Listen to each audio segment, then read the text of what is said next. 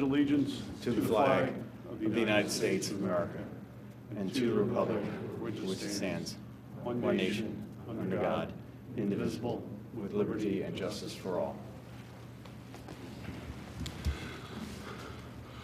One quick side item before we move to the first appeal. On behalf of the board, I want to welcome Kevin Kachansky back to our proceedings. Kevin is our Township Zoning Officer and Director of the Community Development Department here in Radnor, and he's been on a 6-month deployment for the Pennsylvania National Guard. So Kevin, welcome back, and thank you for your service to the Commonwealth, and thank you for your service to the country. First item for consideration is appeal number 3001.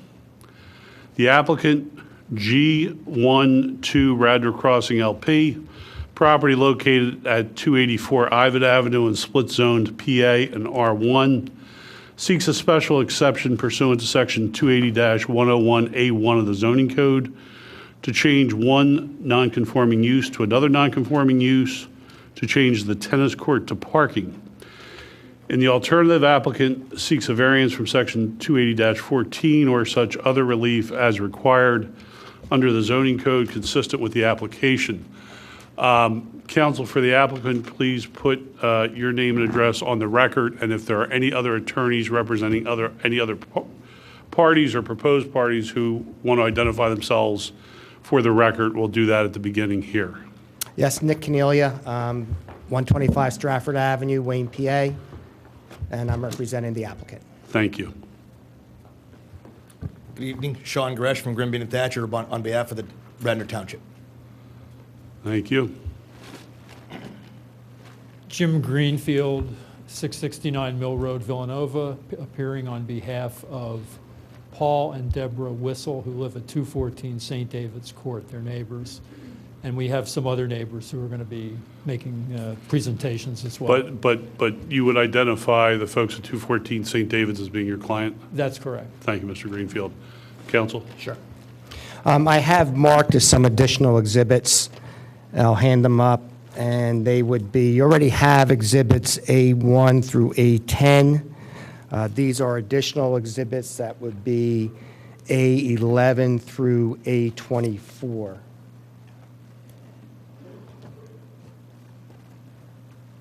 And 1, 2, 3, 4, 5, 6. I have 7, so hopefully.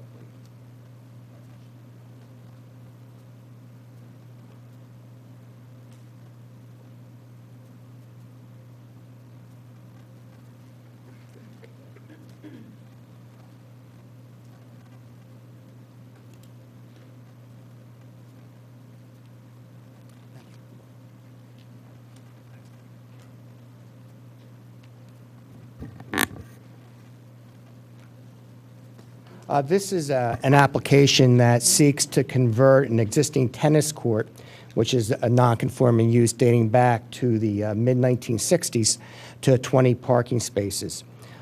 This site is the Radnor Crossing Apartments. It is currently non-conforming in that it has a tennis court in the residential area. You remember these are one of those properties that we've been seeing recently that has the strip of the R1 around the actual main zoning district, which is planned department. So similar to what we saw over at Brandywine, this is kind of the same type of thing. It's a strip of R1 around the commercial type zoning. So it's non-conforming because the existing tennis court, which has been there since construction of the apartments, is in the residential area. We're non-conforming as to number of units, non-conforming as to number of parking spaces, non-conforming as to impervious coverage, and non-conforming as to front yard setbacks.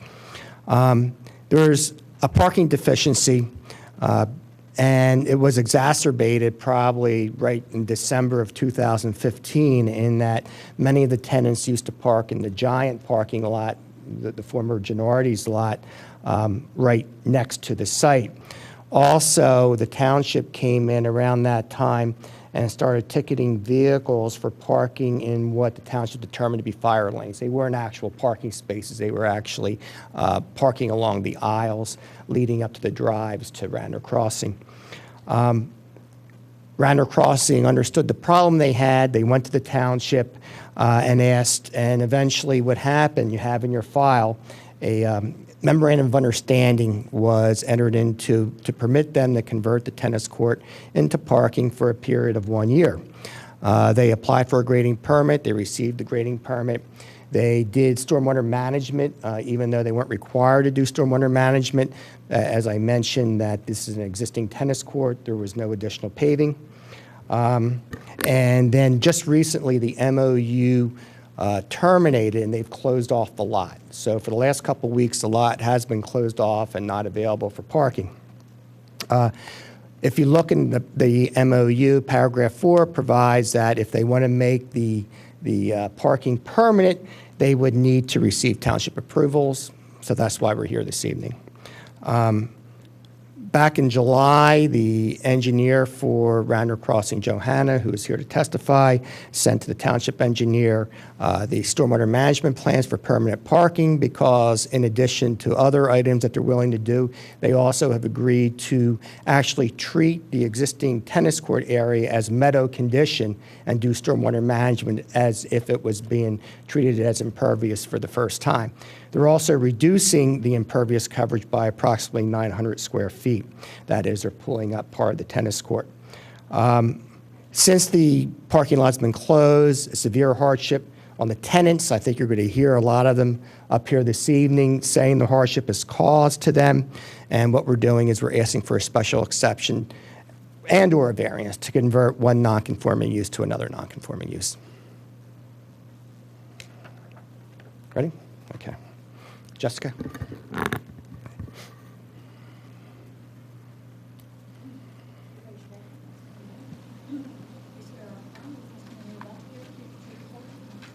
Yes, I do.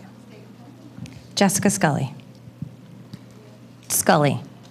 Scully. And Jessica, by whom are you employed? Scully Company. And what is Scully Company's relationship to the subject site?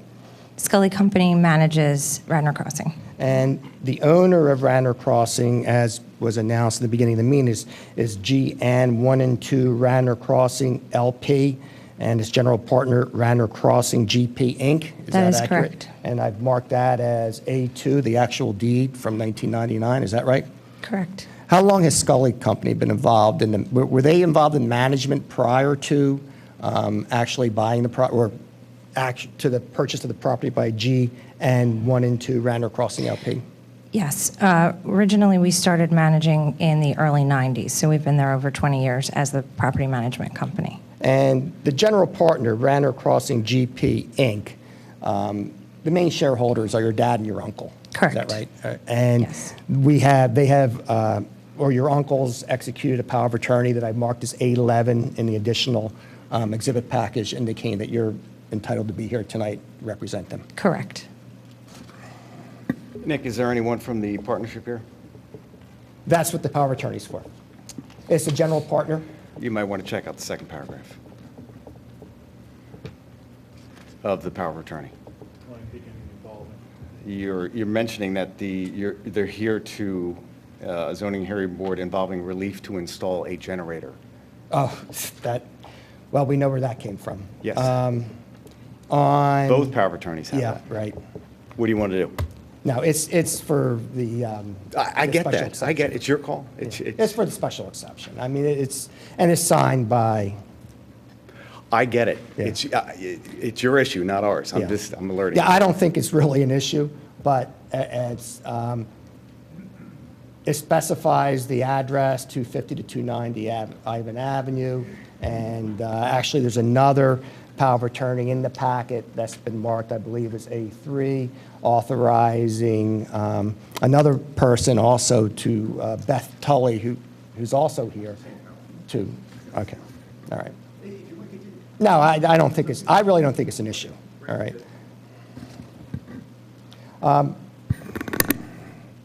Since Scully's been involved, are you aware of any apartments being added to the complex? No, I'm not. To the best of your knowledge, does the apartment complex and tennis courts exist as it did back in the mid-1960s? Yes. And has a tennis court been located in the area that is indicated on the plans since you've been involved? Yes, And to the best of your knowledge, has it been located in that area since it was constructed in the mid-1960s? yes, In fact, I'm going to show you what I've marked as A12, and this is a letter from who was then the Community Development Department zoning officer, Robert Loper, and that letter indicates that everything is in conformity at the site. correct. And that's dated September 11th, 2008. Yes, And at that time, the tennis courts were Yes. existing on the site. I've also going to show you what's been marked as A13, and that's also a zoning determination letter from Kevin Kachansky, also indicating that it's in full conformance with the ordinance. yes,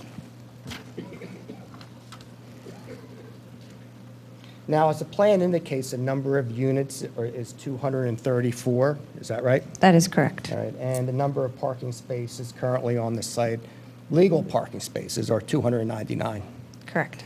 Currently, not counting the tennis court area, do people park in other areas in addition to the actual striped parking spaces? Yes, And they're not in the fire lanes anymore, right? correct. But they're parking wherever they can park. People, when there's nowhere else to park, look for anywhere that they can put their cars. Now, back in 2016, you entered into a memorandum of understanding with the township, is that right? That is correct. And I've marked that as A4 as part of the packet. And is this the memorandum? Yes, And that memorandum provided for a one-year temporary parking. correct. And paragraph 4 of that memorandum also indicates that if you propose to make the parking permanent, you have to apply for and receive all necessary approvals in accordance with township code. Is that right? Yes, And that's why you're here this evening. yes, it is. You received notice from Kevin Kachansky, the zoning officer, that the memorandum has expired. Is that Yes. right? And you have since closed off the tennis court. The parking lot is closed now.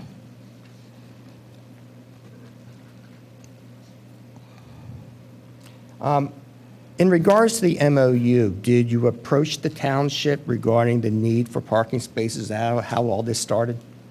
Yes, when the combination of Giant put up a lot of towing signs and started to enforce no parking for our residents, and we actually reached out to the corporation that owned the Giant and asked if we could rent the additional spaces, and we were turned down. At the same time, the township had asked us to put up a number of no parking signs by order of fire marshal, which we did, and then once those were up, a lot of the creative parking spaces were then not going to be acceptable, and there started being tickets written to our residents.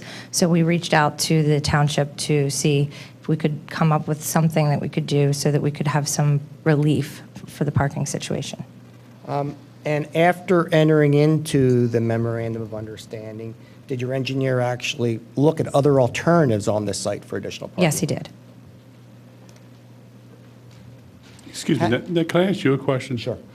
What is the legal basis for the memorandum of understanding? I was not involved in it, but my understanding was that it was temporary, and that's why the township entered into it. And matter of fact, I believe it states right in the memorandum. I did read it. Kevin, do you have any light to shed on that? No, I think it was just something that we were working with the property owner to see if a solution could be met without tying us down at that point. Is there any general principle that you can give a one-year waiver of land use requirements? That was something that we deferred to the township solicitor for drafting the MOU. Well, since we're on this topic and we have a representative of the township solicitor, if you just let me ask that question. Sure. From the solicitor's perspective, what was the legal basis for agreeing to it? To be honest with you, Mr. Martin, I have no idea. I'm sure there was one. I was not involved in the decision at that time. I'm not familiar with that portion of the file. I'd like to be able to make up an answer for you, but I'm not. No, you don't want to make up an answer. Let me ask our board solicitor. Mr. Ryan, are you aware of any general principle in the municipality's planning code that allows a township to suspend land use requirements for a temporary period? I am not. speaker? I'm sorry, Mr. Chairman, I am not. All right. Well, that being said, we're here to address the situation tonight. Thank you. Correct. Has Radnor Crossing on its own taken some internal policies to attempt to alleviate the parking situation? So with the memo of understanding being for 1 year, what we have been committed to doing is limiting the amount of cars coming in.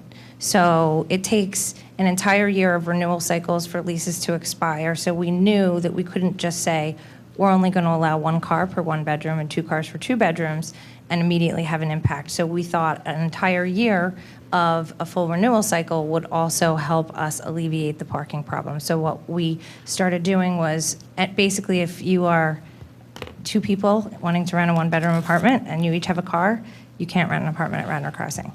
We are only allowing 1 car for a 1-bedroom and 2 cars for a 2-bedroom.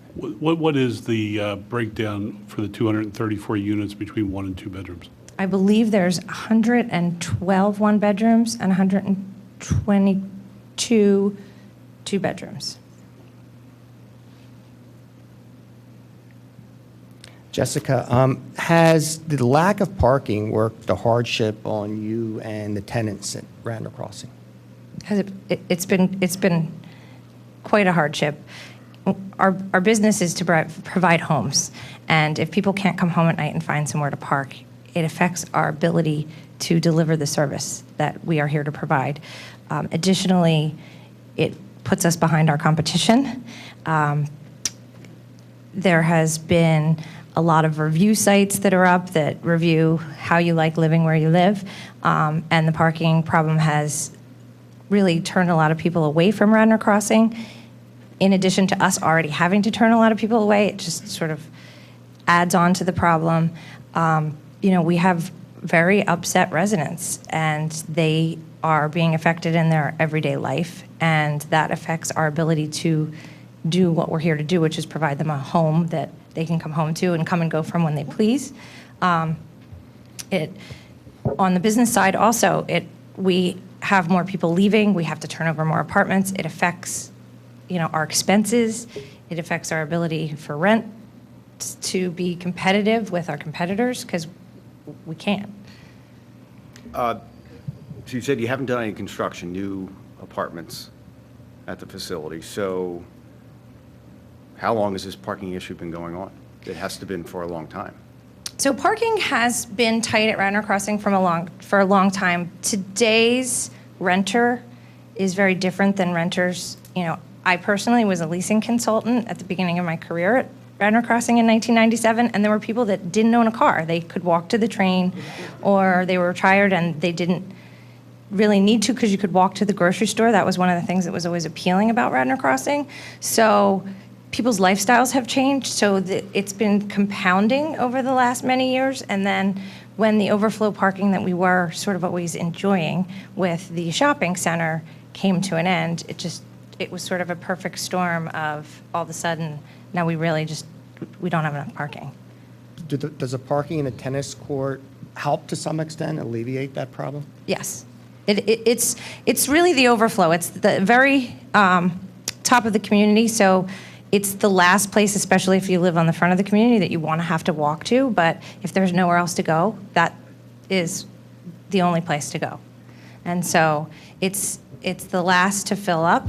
It's, during the day, primarily empty, but it's there for when, oftentimes we have people that work different shifts, coming home from different jobs, sometimes in the middle of the night. And that's where the problem really exists the most. Now, Excuse me, I'm sorry, Nick. And in terms of the current procedure whereby you limit the number of, you basically limit your renters, the number of vehicles they can have. How do you police that? Are there stickers or something? And Yes. And then someone goes around and it's makes monitored sure. through our office. And how do you differentiate between the car of a guest of a resident and a resident's car? I mean, I'm just wondering how you police the self-imposed limitation you described. Well, it's difficult to police, and Beth, who is here, is probably a better person to answer that question than myself, because she lives with it every day. Are you willing to agree to certain conditions if the board found it to grant the relief you're requesting? Yes, we are. And are one of those conditions that there be no business vehicles parked there? Yes, There was a complaint there was a business vehicle parked at one time, correct? correct. And Beth can address that. Beth can talk All about right. that, yeah. You also agree there was a complaint at one point that dumpsters were located there for a short period of time. And again, you would agree to, no dumpsters? No dumpsters, It would just be vehicles parking. correct. And you also agree to do the stormwater management as will be discussed by the engineer. Yes, we do. Just so the board knows, we have Beth Trolley. She would be the next witness, and she's actually the manager of this site. And then we would have the engineer, so as far as questions are concerned. Just to let people know in the audience, if you want to speak to this matter at the end, after the attorneys have put on their cases, we will have an open comment period for folks in the audience. For the township, any questions of this witness? Yes, thank you.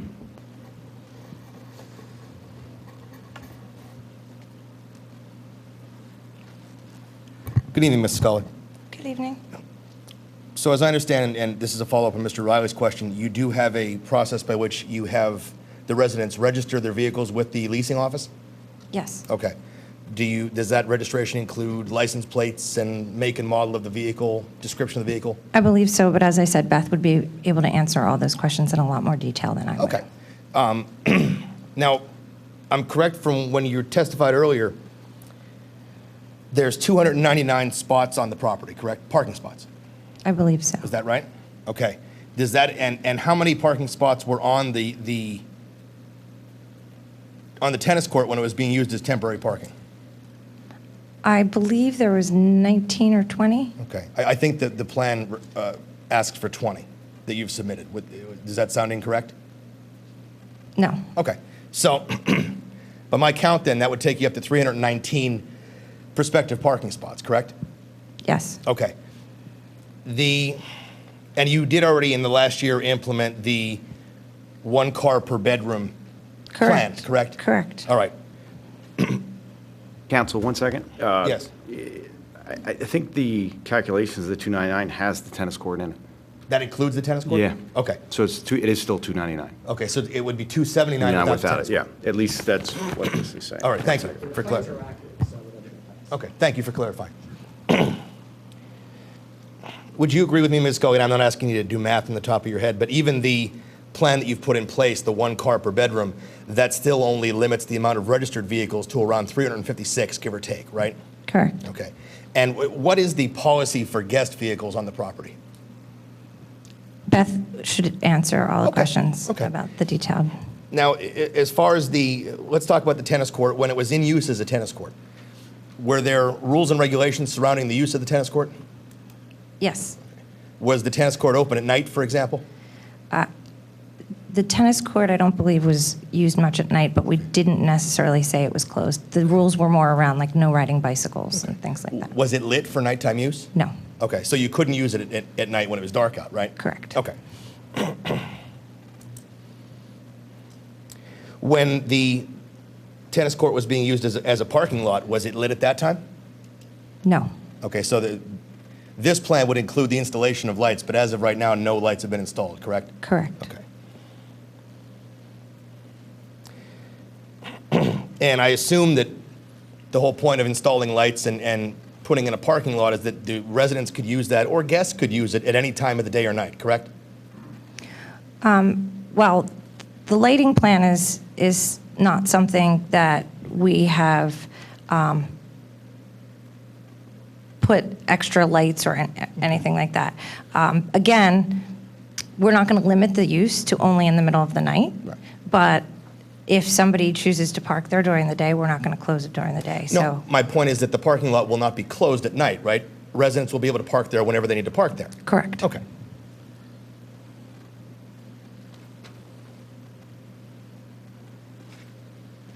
Are there any other conditions that the one condition that was mentioned was no business vehicles. Are there any other conditions that you're proposing?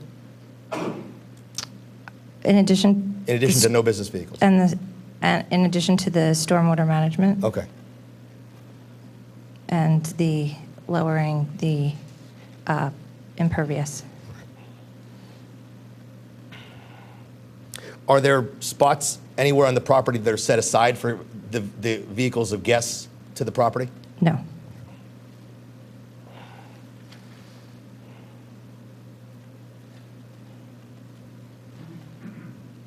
That's all I have, ma'am. Thank you. Thank you. Mr. Greenfield, any questions? Thank you, Mr. Chairman. Ms. Scully, are you ever on the property at night? I have been on the property at night, yes. How frequently are you there at night? Infrequently. Have you made parking counts yourself as to whether there are any spaces available on the site? I have counted parking spaces myself after leaving a township meeting on one or two occasions, but that's it. And that's early evening. So in the middle of the night, I have not. Do you have a manager on the premises at all times? We have a manager who also lives on the premises. I can't tell you that she doesn't leave to ever go to the store or do something like that, but Do you know if she's made any parking counts? I believe she has, yes. Yes. And have at any time you hired a traffic engineer to make counts of available spaces on the property? No, we have not. Okay, that's all I have. Thank you. Thank you. Nick, next witness. One other item, Beth, I failed to mention, you're also willing to provide fencing around the parking area, like a fence that could not be seen through, is that right? Yes, we are. Okay. Beth?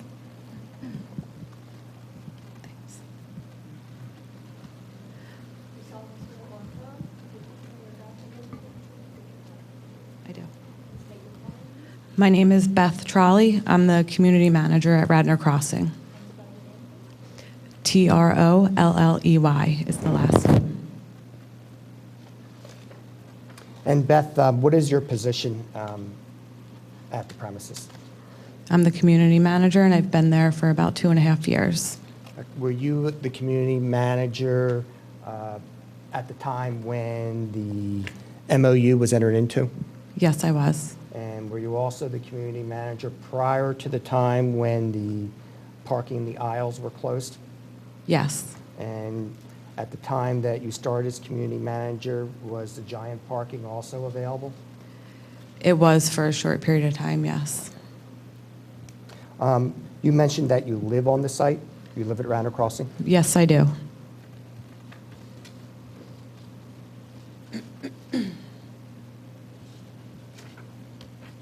And as a resident, are you also familiar with the issues regarding parking at the site? Yes, I am.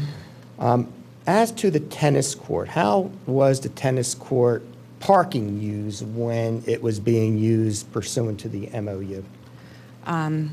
It was definitely being used to its fullest. It was empty most of the time during the days. It is the last part of the community where our residents do park.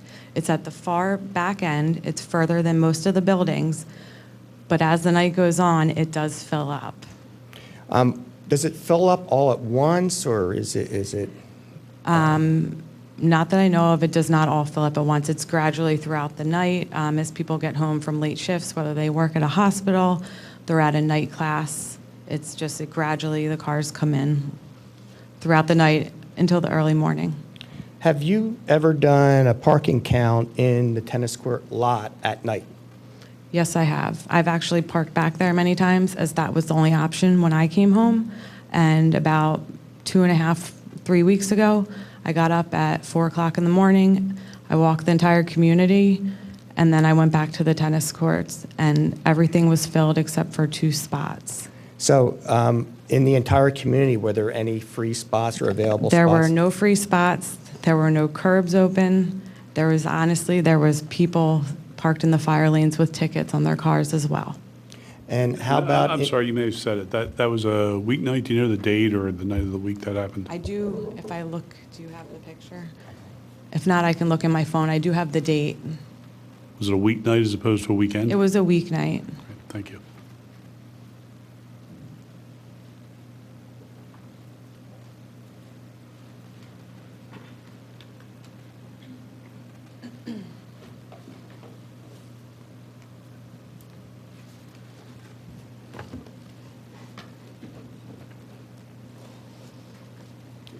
Beth, I'm going to show you some pictures. I have not made it part of the exhibit because they're pretty dark since, what day of the week did you take them? It was on a Thursday at 4:16 a.m. And how many spaces were available that is not parked in the tennis court? There was parking lot? 2.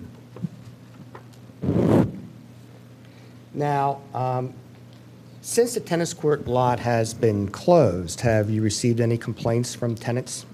I've received several complaints. I've had residents come in very upset, very irate. I've received threatening voicemails. I've received a lot, and I've received a lot of unhappy residents asking where they are supposed to park, that they are the ones that come home in the middle of the night, and there's literally not one spot, and they just want to know where to park, and I don't have an answer for them because there is literally nowhere. And were the complainants that you received those messages from, were they tenants in the community prior to the use of the tennis court as a parking area? Some of them were prior, and then some of them came in while the tennis court was open. You've heard complaints from the neighbors regarding the storage of dumpsters and a commercial vehicle in the tennis court lot. Was there a reason for that at that time? We did have all our dumpsters back in the back area of our tennis court, converted parking at the time. The first 2 weeks of June, we repaved our entire community. During that time, we had our trash haulers take all of the dumpsters to the back, and they sat back there for 2 weeks while we repaved.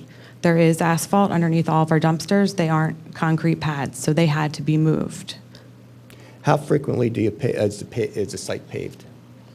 Maybe once every 15 to 20 years. Now, also, we had a complaint about an Oscar Mayer wiener truck. What was that about? We had a resident who has since moved out, who worked for Oscar Mayer. They actually had a big event in the area, and they asked if the one night they could keep the vehicle there, and we just said, yes, just park towards the back. And that was a one-time thing. Have you received any complaints from your tenants regarding noise from the cars being parked in the tennis court lot? No, I have not received any complaints at all for them using the tennis court for parking. Have you also received some letters, which I've marked as A14, regarding the importance of having the extra parking for the tennis court lots? Yes, we've received quite a few letters from our residents expressing how important it is for us to have this parking. And they've been marked as A14? Yes. That's all I have. Okay, I have a quick question, it may have been answered, and I'll take the information from you as opposed to through a witness. The prior use of the giant lot, was that per an agreement or just per folks going over and parking? And what the Yeah, new, it was not and a per- new owner has enforced certain rules? Yes, my understanding was never pursuant to an agreement. Is that accurate, Jessica? Yeah. And a new, It was never pursuant to any agreement with Giant. and a different owner or manager is more aggressively enforcing their property rights? That's correct. Okay, thank you. You were done with Yes, this I am. witness? Stay there. Any questions?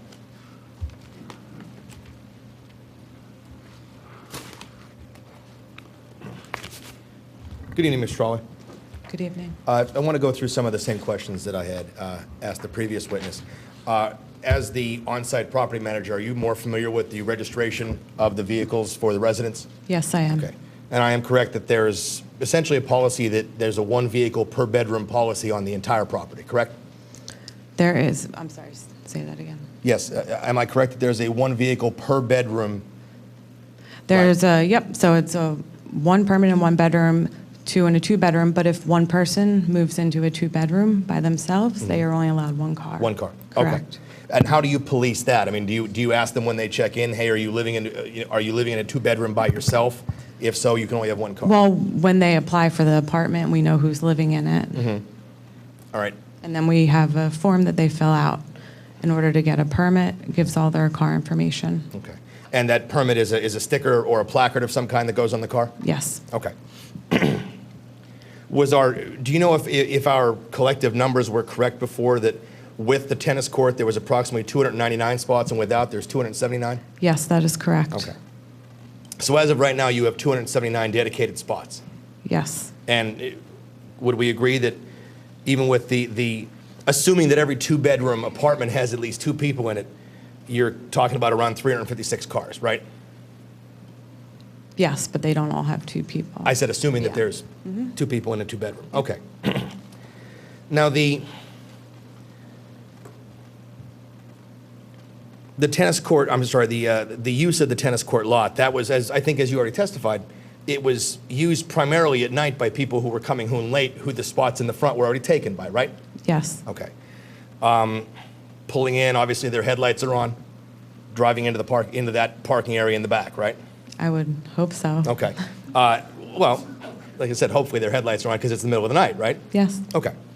And would you agree that when the plot of land that's the tennis court is being used as a tennis court, there is no lights coming and going from that area? There's no lights on back there?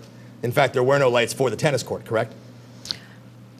That is correct, but our parking lot right in front of the tennis court, we have several spots that point at the tennis court, so the car lights are still shining in the same direction. Okay. And what's the actual, in practice, policy for policing the residents' use of the spots on the lot? I mean, do you call them and say, you got to move your car, there's too many guest cars? I mean, do you tow cars? What do you do?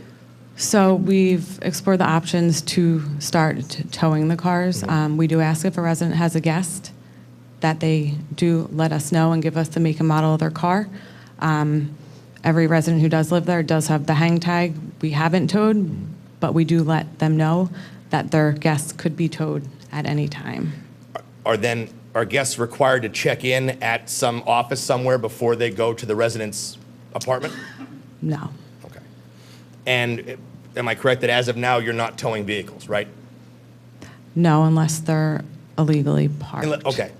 But if there's a vehicle that doesn't have a placard and it's there for a couple of days, you're not necessarily towing it, you're just hoping that somebody comes and takes it away, right? Well, if it doesn't move, then yes. If Okay. it just sits there, then we That's what I will was trying tow to it. clarify. Yeah. Thank you.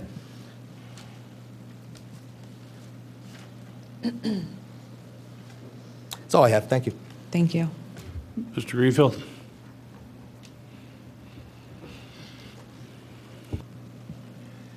Ms. Trolley, other than the night that you testified about earlier, which I think you said was early on a Thursday morning, where you Yes. made a count of what was available on site, have you made counts on other nights? I have not made actual counts, but I have actually been one of the people that needed that tennis court to park. Now, since the tennis court was closed off, and this was about a week and a half ago, is that correct? Approximately that, yes. Since it was closed off, have you gone around the property at night to see if anything was available? Yes, there's absolutely nothing. We have residents calling our on-call emergency number, screaming, asking what are they supposed to do. We have residents pulling into other people's carports, which are paid spots. We've had to tow residents' cars out of them. Would it surprise you to learn that in the middle of the night, on 3 straight nights within the last week, that there were 10 or 11 spaces available? At what time? Middle of the night, 3, 4 in the morning? I find that hard to believe. Okay. And is it correct that the complex never hired a traffic engineer to make counts of parking? I don't believe so. Okay, thank you. Thank you. One, just clarification. Beth, you had mentioned about the status with the one-bedroom and no more than one vehicle for one bedroom. Currently, does every one-bedroom apartment just have one vehicle? No, every one bedroom at this time does not just have one car. That's something we're doing as new people move in. So as people if they're grandfathered, you're not making them get rid of a car. That is correct. That's all. Any recross on that? No, thank you. Okay. Proceed, Nick. Okay. Joe? No, leave that on, because he's good.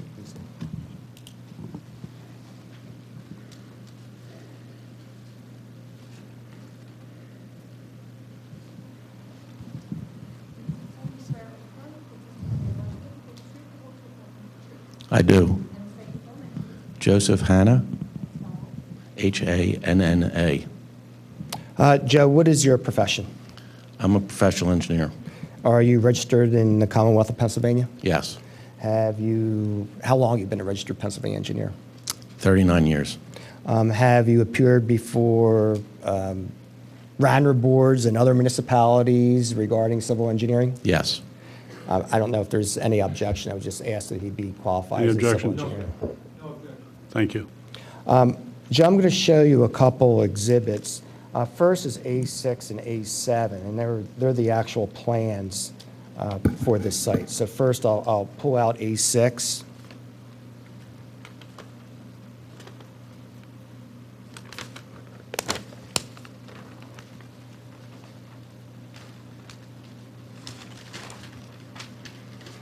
And is that an accurate representation of the existing conditions for Radnor Crossing Apartments? Yes, it is. And the the tennis court that we're referring to, is that all the way up top of the site? Yes, it's at the top of the sheet. Okay. And in addition, there's other parking immediately adjacent to that tennis court, just below it? That's correct. And then you have the buildings numbered A through H. They're the actual buildings for the site? Correct. We had talked before, I had mentioned during opening, and there's this residential ring around the site, is that right? That is correct. Outside of that residential ring, the balance of the site is zone planned apartment? Correct. And we have some nonconformities here, and I'll just quickly run through them. We have a nonconformity as to the front yard setback in both the buildings and the parking located in the front yard setback on Ivan Avenue. The parking's in the front yard setback. I believe the buildings are in compliance with the 100-foot setback. Okay. As to the minimum side yard setback, there appears to be some dimensional issues as well, correct? As That's indicated on the correct. plan. And as to the number of parking spaces, is that non-conforming as well? Yes, that's correct. And you're indicating in the plan there's 234 units, Correct. and that's actually non-conforming under today's code as well, is that right? That's correct. And the number of parking spaces with the tennis court lots are 299? That's correct. How many spaces are in the tennis court lot? There's 20 spaces, Now, did you have to remove a couple spaces to gain access to it? 2 spaces from the existing lot. So it was a net of 18 spaces. So kind of where it says, that R1, so that says kind of right there, that's where the access is from the existing lot into the tennis court lot? Yes, that's H1 for designation Oh, of that sorry. parking area. So yes, that's the driveway to the to the tennis court. And this fronts on Ivan Avenue, is that right? That's correct. And across the street from Ivan Avenue, we also have some residences as well, correct? It's Yes. shown on the, I guess that would be the eastern, or the southern portion of the site. And then immediately across is the Township Park, is that right? From Yes. Ivan Avenue? All right.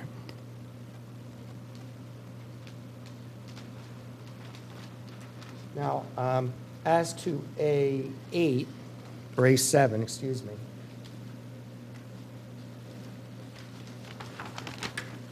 But let's go a little bit too. What's adjacent to this site? I mean, we can better see it from pictures, but we have some residences to the, I guess that would be the western side of the site, is that right? That's correct. All right, then how about to the north of the site and then to the east of the site? There's single-family residences to the north, and then there's the shopping center to the east. Showing you what's been marked as A7, and if you can just tell the board what A7 represents. A7 is a more detailed plan of the tennis court showing the proposed conversion to permanent parking spaces and the addition of stormwater management for the tennis court area. I'm going to show you what's been marked as A8, and this was in the packet. And if you can just describe for the board what A8 represents. A8 is an aerial photo, and then we overlaid the A7 drawing into that photo so you could see how it's relative to the parking area in the back of the complex. And then it shows the relative relationship of the giant parking lot, and then the giant parking lot to the right. Giant parking lot to the right, and then the residences to the top of the page and to the left of the page. And there appears to be a long, narrow drive going up to two residences there? Yes, those residents are all served by a private driveway system.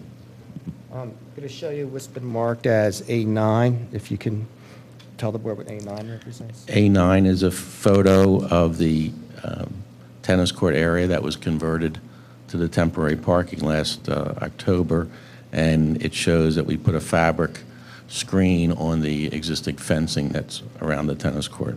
And that's the driveway in the center of that photo that takes you from the existing parking lot to the temporary parking. So that picture is taken from approximately that area that I'm pointing to, which says this area right here, this little circle leading from the existing parking to the tennis court lot? That's correct. The curbing that's on the right side of this photo is the edge of that landscape island and tree. Nick, can I interrupt for a second? As I look at 8-9, if the property owner were to get the relief requested, what, practically speaking, changes? I mean, what work would be done that would change aesthetically or visually what I'm looking at 8-9? Well, as far as A9 goes, it would look pretty much the same. The idea of converting it to permanent parking is to remove the two ends of the tennis court that are currently striped. And that would be turned into what? And that would be turned into lawn area and a rain garden for stormwater management. Okay, so we see that on the left of 8-9, but we're not seeing the corresponding area on the right. That's right. It's not in the photo. Right. And then along the closest part of the tennis court to the existing parking would be a stone trench that would provide infiltration of stormwater and collect any runoff from the parking area. That goes into an underground pipe, goes into the inlets there, and then discharges to a flared end section and riprap so there's no erosion where it discharges from the system. It would be in complete conformance with your stormwater regulations for that parking area. Thank you for the explanation. I'm going to show you what's been marked as A15, and if you can tell the board what A15 represents. A15 is an aerial, and it would be looking almost from the opposite direction as the A7 drawing. So it's looking sort of over the residence back toward the complex. The parking lot for Giant would be on your left, and the tennis court would be just about in the Right converted tennis court would be just about in the center of the photo. In that location, and it Yes. shows the two adjacent neighbors as well? Yeah, and the third. The three adjacent neighbors. And then A16, just basically the same photo, except it shows a large or a clearer view of the adjacent properties. It's adjacent commercial It shows properties. more of the area surrounding the site. Okay, and that building there in the upper left-hand corner, that's the Giant food store? The back of that is the Giant food store, yes. And there's actually some retail in front of that as well? Correct. And that parking lot is the parking lot adjacent to the Giant food store Yes. that I'm pointing to right there in the upper Yes. left-hand corner? Now, I'm going to show you what's been marked as A17, if you can tell the board what A17 represents. A17 is another aerial photo, and what we've done is provided dimensional information that shows the distance from each of the homes to the closest edge of the tennis court / parking area. And is there a slope involved here as well? Yes, two of the homes on the lower portion of the photo, the one being 157 feet from the tennis court, is approximately at elevation 450, and then the tennis court elevation is about 413. It's about 37 feet higher than the tennis court. And how about the one which is 164 feet? The one that's 164 feet is also at the top of the hill. There's sort of a knoll there. That's the high point. So it would be around that same elevation. So if someone was to pull into the tennis court lot, would they be able to see the headlights from those two locations? I don't think the headlights would shine up 37 feet. The other issue of the tennis court, the fencing, the 6-foot fencing that has the fabric on it, sits up along the retaining wall where the tennis court cuts into the existing slope and sits up on the slope. So the top of the fence is probably 9 or 10 feet higher than the tennis court. I'm going to show you what I've marked as A18 and A19, and these are, you actually filed with the Township a Freedom of Information request? Yes, that's correct. And in response, did you receive these two permits? Yes, And I believe the first one is dated 1964, is that right? that's correct. And the second one was dated 1967, is that right? That's correct. And they're both for the construction of apartments. Actually, one was 186 units, the other one was 44. Correct. Showing you what's been marked A20.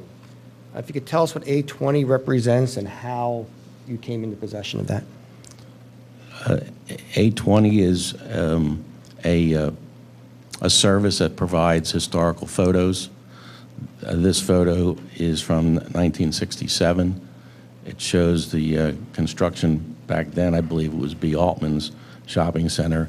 And then to the middle and right of the photo are the buildings. And then you can see the road system and parking meandering between those buildings. Toward the right bottom corner of the photo is the tennis court next to the parking area. Or top right, right? No, Oh, it's down, I'm sorry. Yes. Okay, so I've actually circled the wrong thing. Yes, what you have circled is the area Okay, well, between building B But and let's stop Ivan. for a second, because Yeah, right. I need to reorient. Yeah. All right, so we'll ignore the circle in red. Right. Where is the tennis court? Right here.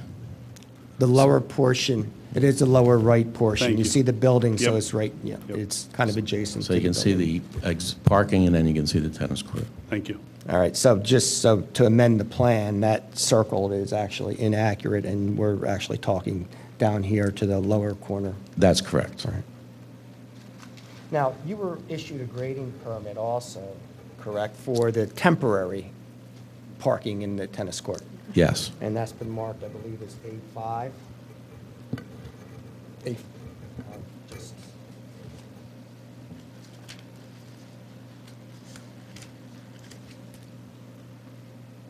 I'm going to show you what's been marked as A5, is that? That's Is that it? correct. Okay. And as a result of that grading permit, did you do any additional stormwater management that you were not required to do? Yes, the stormwater ordinance in Radnor doesn't require stormwater management until, I think it's either 300 or 500 square feet of additional impervious coverage. The proposed connection from the existing parking to the tennis court was only 220 square feet of coverage, so stormwater wasn't required. However, in discussions with the township engineer, they asked us to look at stormwater management. So what we did is we increased the depth of that stone connection link so that there would be enough volume in that stone that would contain all the runoff from the 2-year and 5-year storms in that stone area. And that was even though you weren't increasing any impervious? Well, the township code defines the stone as impervious coverage, so so we were providing the stormwater for that additional 220 square feet. Okay, going back to A6 for a minute. As we mentioned before, we're existing nonconformity as to impervious coverage, is that right? Yes, And actually, you'll be decreasing the impervious coverage as a result of this, right? that's correct. How would you be decreasing it? Eliminating the two ends of the tennis court, which we don't need for the parking spaces. And how many square feet approximately is that? I think it was 937 square feet. During the term of the MOU, did you actually look at other alternatives on this site for parking? During the term of the MOU and before the MOU, we looked at options for parking on this site. And where did you look? We looked at the area along Ivan Avenue, in front Area- of Building A, between Building A and Ivan, since there's parking between Building B and Ivan, but that requires variances in the front yard. It would also increase the impervious coverage for the site, and there would be significant grading to try and install the parking in that area. I've marked as A21. Can you describe for the board what A21 represents? Yes, that's a working sketch that we sent to the client to provide a concept with how that parking might fit in that area. There's contour lines that are a worksheet from a topographic survey that we did prior to looking at that option. Did you look at any other areas as possibilities on the site? The only other area was back towards the rear of the property next to the tennis court and existing parking, and that would be extending that parking area that we designated H1 on this plan into this area. But again, that's in that R1 district, would require a variance, and it would increase the impervious coverage. And this is really one of the few areas of the site where there's a grassy area that residents can use. Now, in anticipation of making this site permanent, did you perform stormwater management studies for the tennis court site? Yes, we did. Did you submit those to the township? We submitted the concept plan that I described in the Would that have been around July of this year? That was correct. There's Or June of this year? 3 drawings that were submitted in late in June, July. Okay. And what exactly would you be actually willing to do and have you proposed to do regarding stormwater management on the tennis court site? Currently, is there any stormwater management on that site except for what you installed under the grading permit? There's no stormwater management. So the concept was to reduce impervious coverage, so we're removing 937, which obviously reduces volume runoff and peak flow runoff. And then we would install BMPs in accordance with the Township Stormwater Code, which involves rain gardens at either end where we remove the paving. Then there would be an underground infiltration trench that's a combination of stone and perforated pipe that would serve both the function of volume control and peak runoff control. And all that would be funneled through a new control device that would allow the outflow to get to the existing drainage ditch without creating any erosion. In addition to that, we provide an inlet at the corner of the existing parking lot, if I could show that. So I'm going to show you. No, I just want Okay, to. I'm sorry. In the corner of the existing parking lot here, this drains off the asphalt into a little drainage ditch and then into a pipe underneath the neighbor's driveway. And what we would do is put a inlet in that corner. I'm going to show you what's been marked as A22. Does that help you explain? Yes. There would be an inlet in that corner, which would then pick up the water from that parking area, and then there would be an environmental device in that inlet to filter the stormwater going from that inlet back to the drainage ditch. I'm going to show you what I've marked as A23, and I just have one copy of this. And is this a copy of the housing section of the Radnor Township Comprehensive Plan? Yes, it is. And then actually, I have one of this, Mr. Chairman, but I did include an excerpt from it as A24. It's the Radnor Township Comprehensive Plan regarding housing, Section 3. Comprehensive? Housing. H-O-U-S-I-N-G.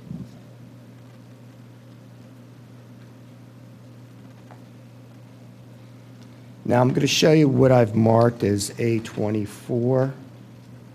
And this is a portion of the comprehensive plan dealing with housing. And in particular, I'm going to show you Section 3-23 and number 4.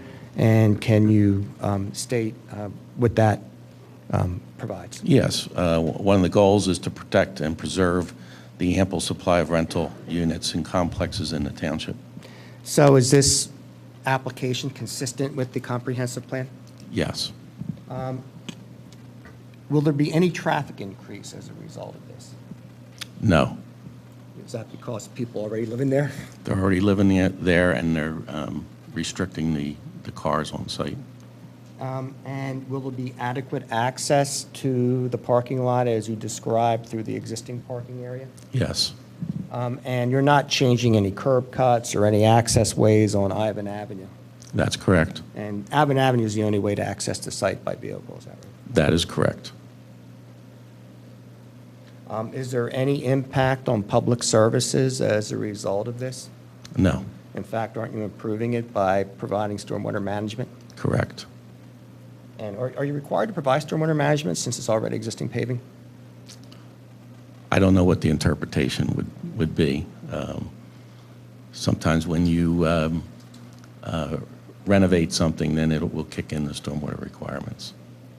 But we're certainly going in complete conformance with the requirements. Okay, and so this would be in complete conformity with township code regarding all the requirements for parking areas? There's portion of the code that give you some credit for existing impervious, but we're assuming that this would be all meadow.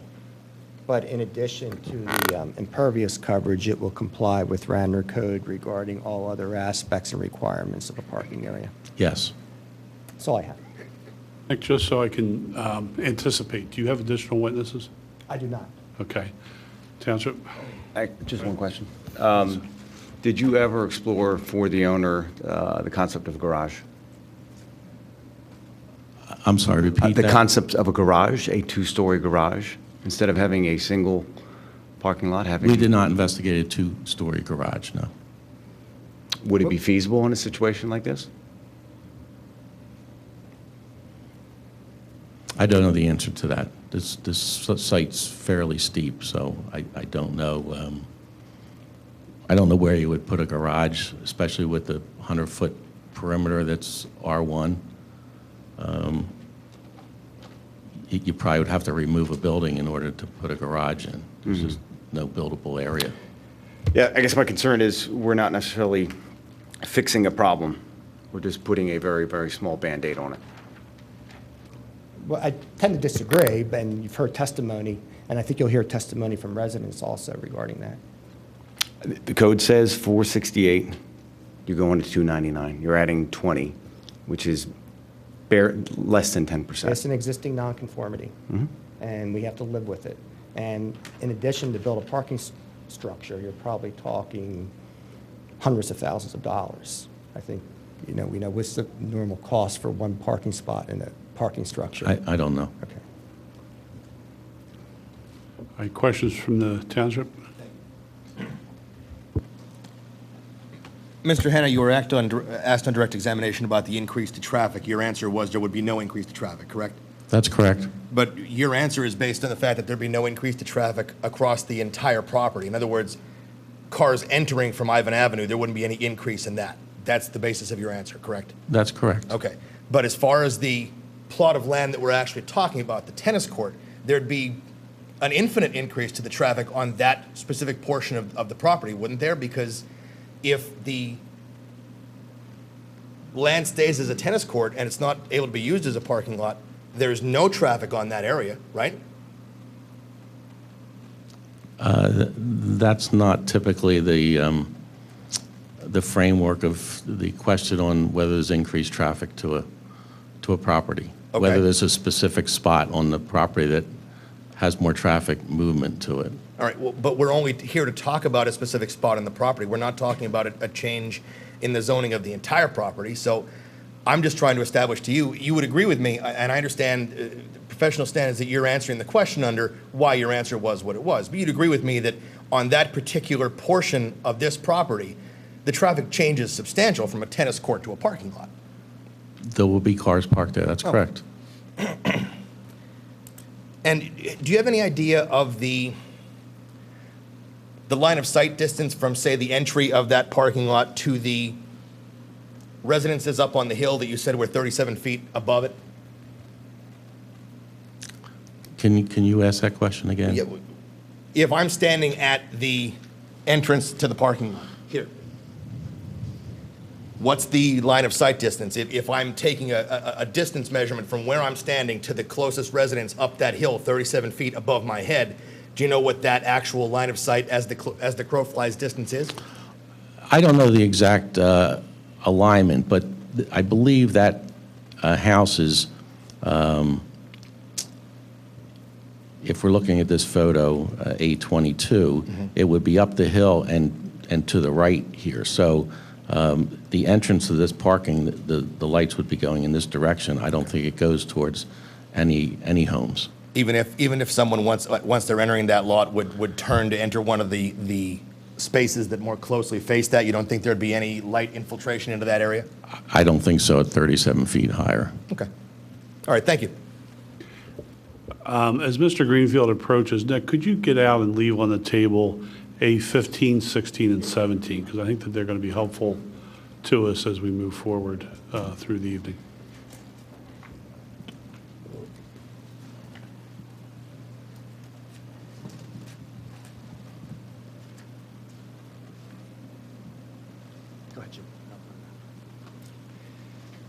Mr. Hanna, you said that there's going to be some stormwater management facilities placed at the northwest corner of the existing main parking lot. Is that correct? I said that we were going to add an inlet at the corner of that parking lot because the water drains off of the edge of the parking lot onto the surface of the ground. Okay, and will there be a retention basin as part of the stormwater management work that you're doing? Yes. Is that controlled release from that basin? Yes. Oh, if you look at the exhibit A22, this piping picks up the water in these rain gardens and conveys it underground through the storm trench. And in this structure, there would be an orifice that would back the water up in there for peak rate control. Fair to say that there's no stormwater management for any of the parking areas to the south of that? That's correct. There's no stormwater management. And what happens to the water that's now drained from the swimming pool when it leaves there? Do you know? No, I don't know.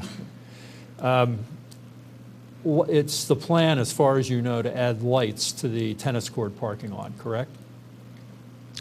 I think there should be something for security, yes. And those lights and the parking area itself, when illuminated, will be visible from the houses above, correct?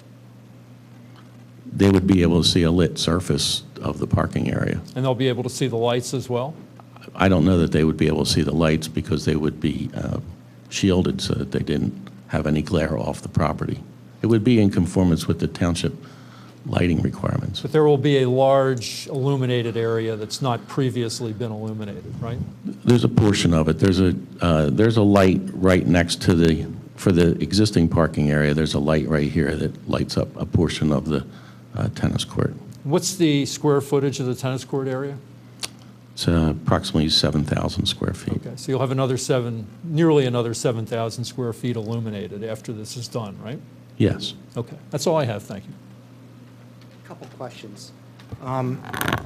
Joe, there was talk about traffic going into the parking area. Is there already traffic in the parking area below the tennis court lot? Yes. How much is that tennis court lot separated from the other lot, approximately? 11 feet.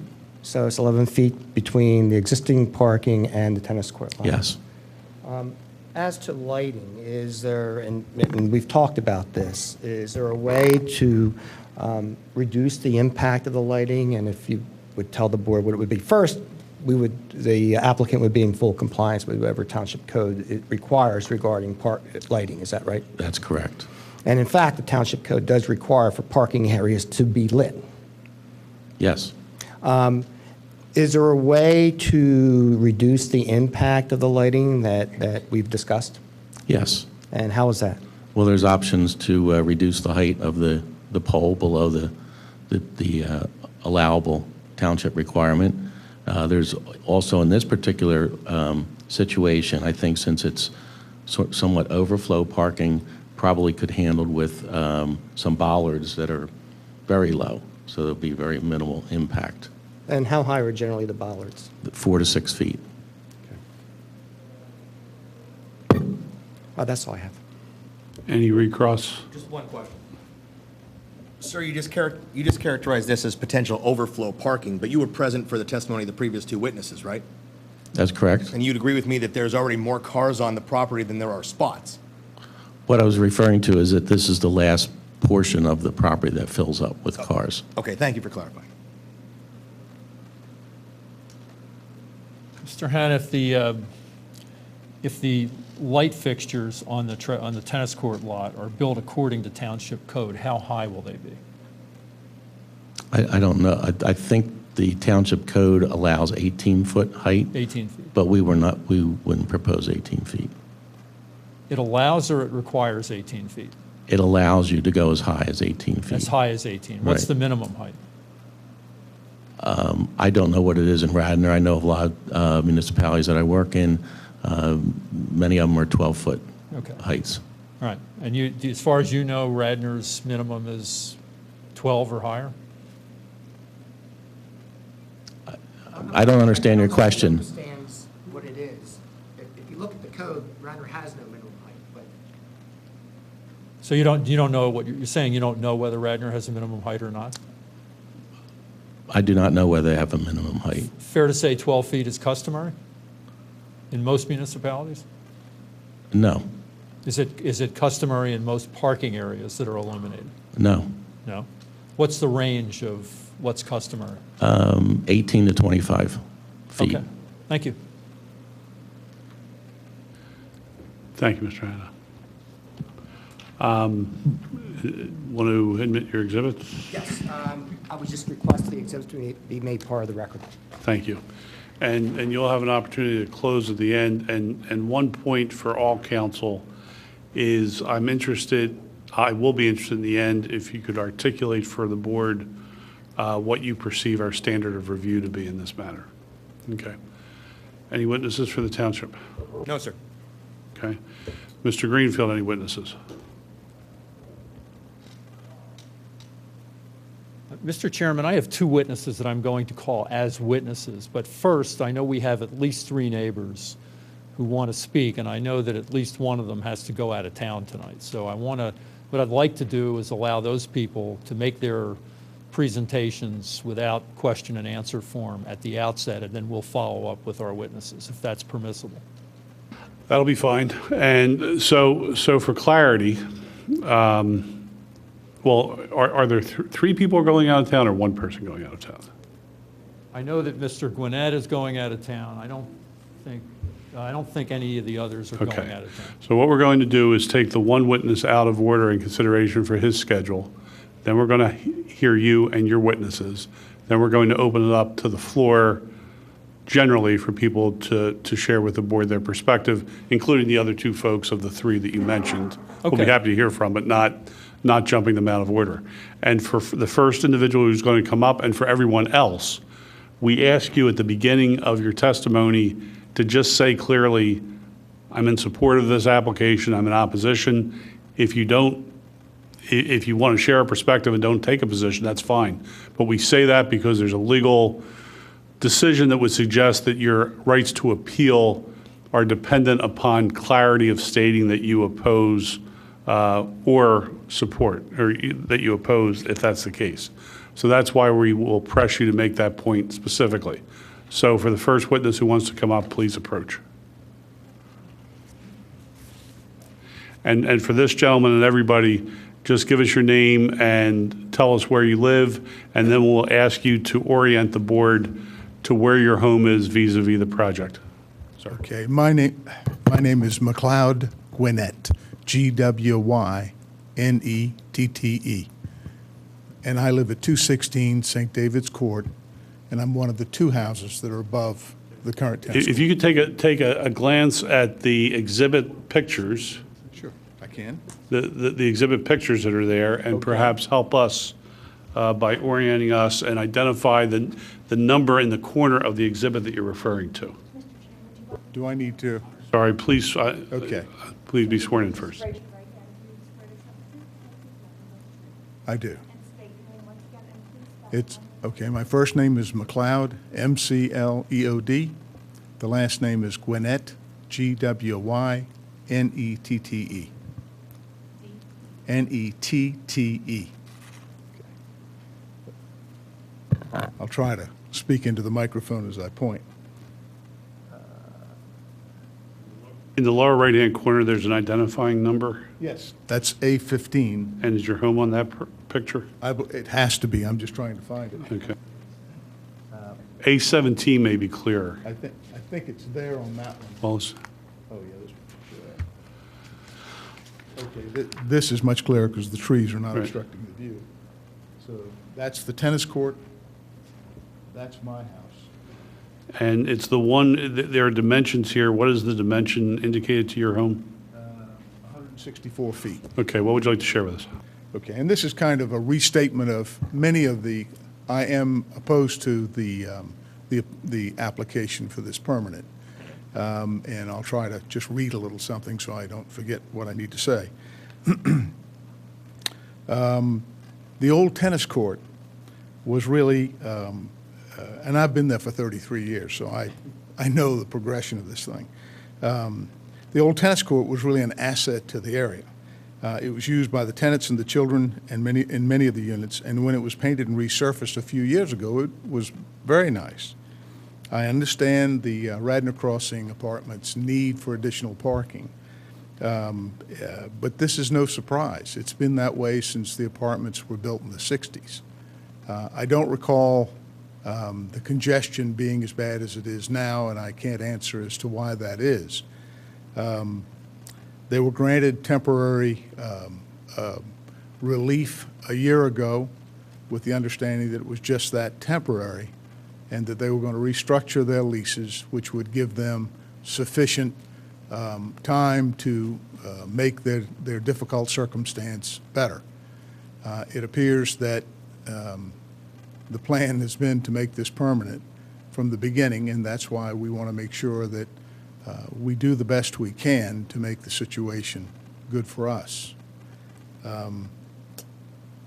There is a document, and I guess you can, we can probably give a copy of this. I did not bring 7, but we probably should have. And this was prepared by Dr. Whistle, who can't be here. He's out of town for business. And it says that the residents of the St. David's neighborhood asked that the zoning hearing board deny the request to change Radnor Crossing tennis court area in the R1 residential buffer zoning to permanent parking. A daytime-only tennis court and a 24/7 parking lot are not similar.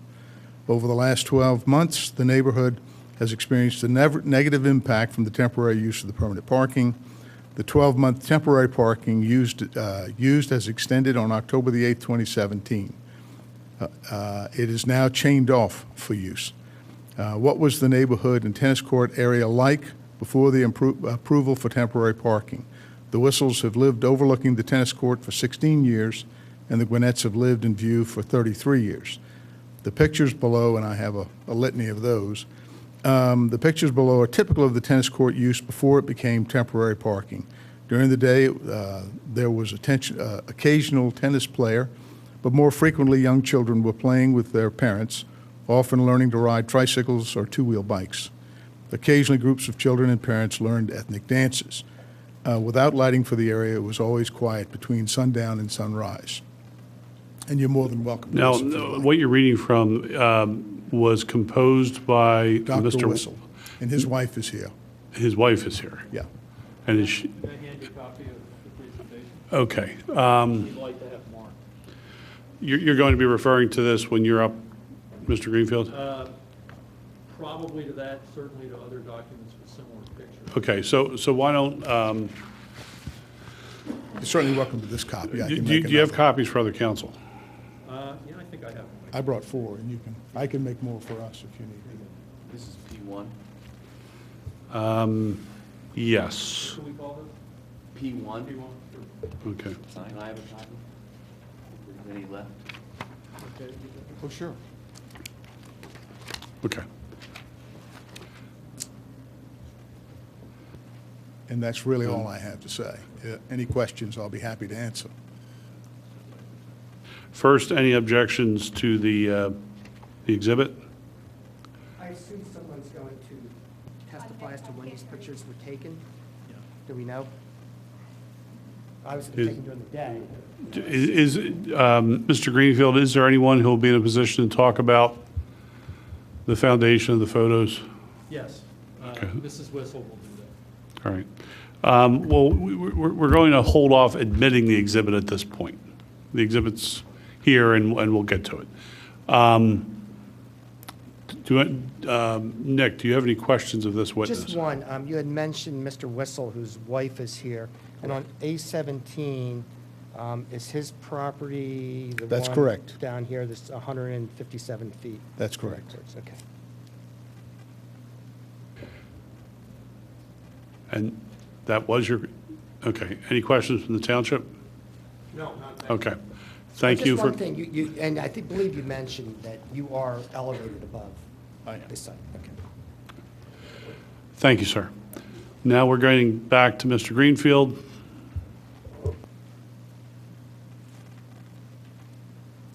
And we'll call Deborah Whistle as our witness.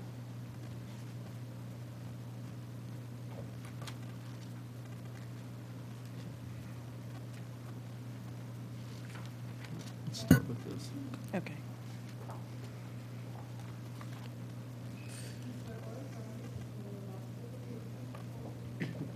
I do. Deborah Whistle, Deborah, Whistle, Wissel. And I co-own the property at 214 St. David's Court. And on Exhibit A17, this is my house. I can see the apartment buildings, and they can see me. I can also see the tennis court, and they can see me from my front yard, from my second story. You'll notice on this plan that my driveway, which I share with the Gwinnettes, runs parallel to the tennis court, pretty much for the length of the tennis court. So this is the entry to my house and the Gwinnettes' house, right past the tennis courts. Thank you.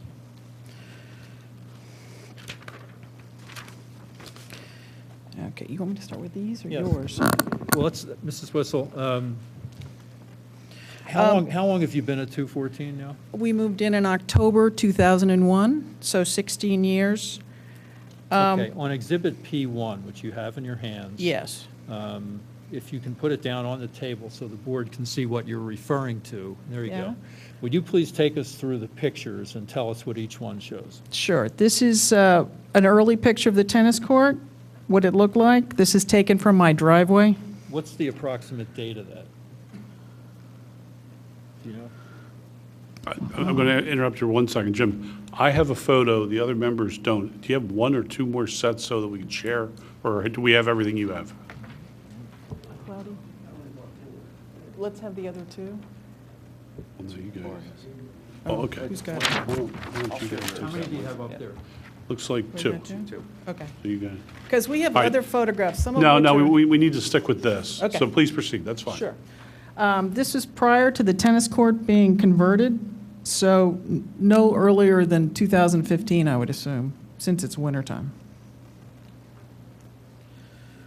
This is a summertime picture of the tennis court from Mr. Gwinnett's sort of angle on the top curve of the driveway, looking down. This is right from the tennis court again, so you can see how close we are. My driveway has a full view of the tennis court. What happens on the tennis court is known to the residents at 214 and 216 without exception.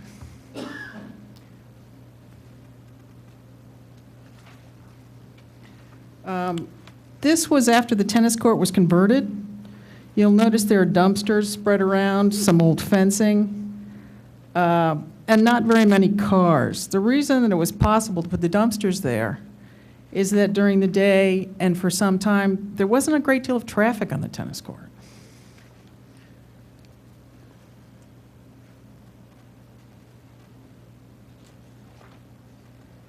This is a different picture. You'll notice the foliage has grown a great deal, so the two events are not concurrent with the dumpsters. This is a trailer and a small forklift, and there's old fencing here. This is a picture here in the wintertime, looking down. Again, even though there's snow on the ground, there are not a lot of cars parked here. So even if there's spaces are a little tighter because of snow, there aren't people using this. This is, of course, the famous Oscar Mayer Wienermobile, which was there much more than one day. It was seen around the complex for several weeks, and another neighbor can testify that it was moved from another day where it was positioned on a different place on the tennis court, but it was also visible up through the complex. So it's your testimony that not everybody loves an Oscar Mayer wiener? True. Well, maybe not in my house. We've been here an hour and a half. Go ahead. I appreciate that. Again, more dumpster photos, this time on a different view of the dumpsters on the different side. So apparently the dumpsters rotated. All right, so my husband got a little criticism that these photos were taken during the day and during the summer, most of them, and perhaps people were away or, doing stuff. So my husband then got up and took photos all last week in October during a work week at different times of the day. This was after the tennis court had been closed. So you're now looking at spaces near Building H where supposedly people are desperate for parking. October 11th. I have to object to this. She did not do the count. I can call him on the phone. He can swear to it. He's in Groton, Connecticut. He'd be here if he could, really. Have you ever been in Groton, Connecticut at night? Seriously, he'd be here. Mrs. Whistle, did your husband tell you contemporaneously with making the counts? Yes. In fact, he woke me up to tell me the counts. And the counts that appear on that, is this the last page of the exhibit? Do the counts that appear, maybe it's not quite the last page. Do the counts that appear on that? Do the counts that appear on that page? Are they consistent with what he told you? Yes, and in fact, there are photos of it, which are not very good because it's obviously dark, but photos of the parking lot. Okay? So there's a series of dark photos of the parking lot, which will be easier to see once you have this in your hand versus me showing you. But on October 11th at 5:45, there were 6 empty spaces by H Building. October 12th at 5:45, there were 8 empty spaces. I'm getting back to the question of the admissibility of the count and the photographs. Yeah. What is the basis for the labeling of the photographs? In the sense that these look like, these blue stripes were presumably inserted as part of some kind of program, right? It's not a. My husband's sophistication with stuff, I doubt it. Okay, so we're and that's where we're headed. We're back to your husband. Yeah. Did your husband put those labels on? Yes.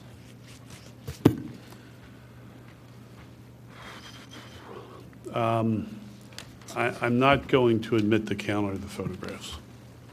You're not going to admit the entire exhibit? Or? No, just the count and the photographs. Because I think there's a risk of reversible error, and I'd rather not have that, so I'm not admitting those. I have some photographs that I took. And we'll be happy to hear about them. Okay. Tuesday night, given that... Hold on. So we use you want to use these? Are these the ones you took?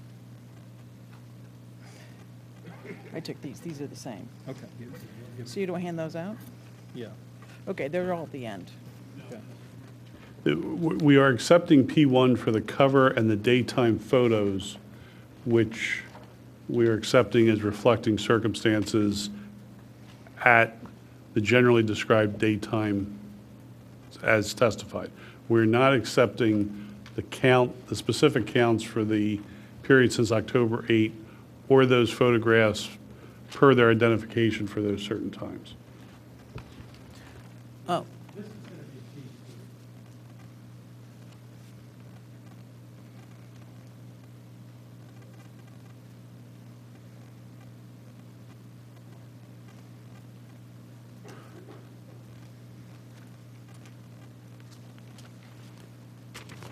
Thank you.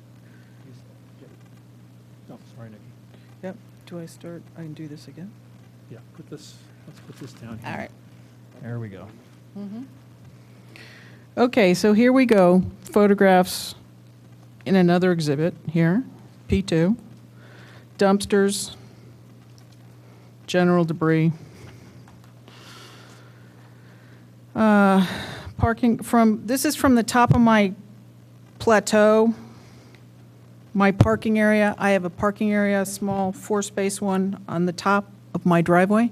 Let's keep these down here. Oh, sorry. Okay. So this is my view of the parking area in the wintertime. As you can see, a fence would have to be... For clarity for the record, and I Sorry? appreciate this suggestion, could you be more precise to say page 1 of P2, page 2 of P2, et cetera? Okay. Page 1 of P2. Dumpsters, general debris, visible from our driveway. This is the top of the hill. We've had a great deal of discussion of how high from my hill. This is from the parking area at the top of the hill, and this is the view down. And we're talking about P2 now? Yes, I'm sorry, P2, P2, page 2? Page 2. page 2. And, Yep. and on page 2, P2, that hill in the nearest part of the photograph, is that your property or the apartment's property? My property. So And my driveway. You can see my driveway at the bottom of the photo, or the sort of midway. right side of the photo. Okay. Thank you. Yep. So this is, again, another photograph of view into the property. Okay, that is third page of P2 you're referring Third to. page, P2, more dumpsters. This is from my driveway, wintertime, car mirror. Page 4 of Yep, P2. 4. As you can see, the screening fencing, because it's down below the brow of the hill, doesn't screen anything for us on the driveway or certainly up at the house. Another photograph of debris and equipment. You're referring to page 5 of P2? Yes, I'm sorry, page 5.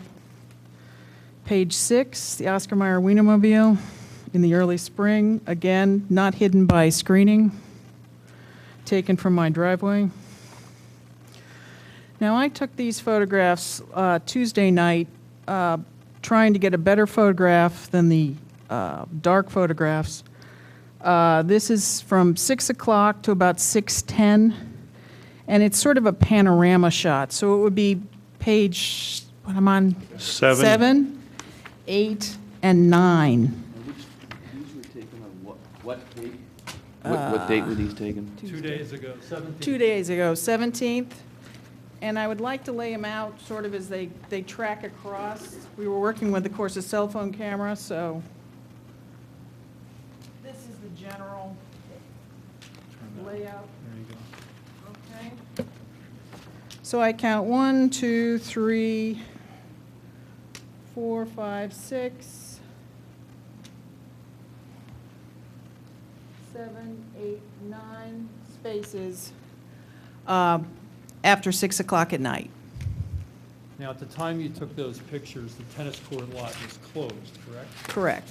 Tennis court clot. As you can see in the first photograph, it's barricaded right here. So this is after business hours, early evening on Tuesday the 17th. Yes, correct. Let me ask you a couple of questions about the historical use of the tennis court. Are you familiar with how the tennis court's been used? Yes, I've lived there since 2001. Great. Can you tell us how it's been used over those last 16 years? Because the tennis court is not illuminated, it was used from mid-spring to mid-fall, generally in the afternoons, certainly not at night. The noise was pleasant and very intermittent. So fair to say then, April to October only, Yes, and morning till maybe early evening when the sun went down? yes. Okay. And how many hours a day would you say it was used on a typical day? It would be a big day if it was used 4 hours a day. So something less than that most days. Much less. I would say an hour, 2 hours when used. There were some days it wasn't used at all. Now, how close does your driveway come to the tennis court parking area? Very close. As you can see in the photograph,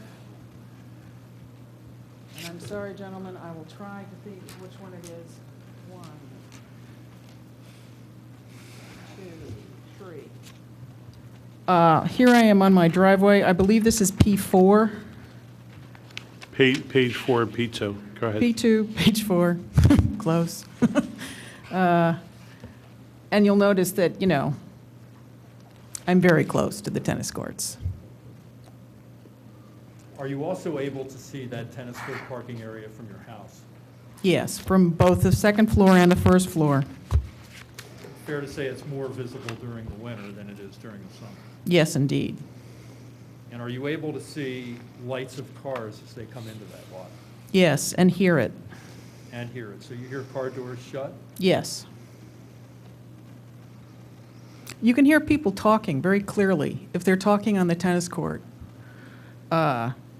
You know, it goes right up the hill. It's easy to hear.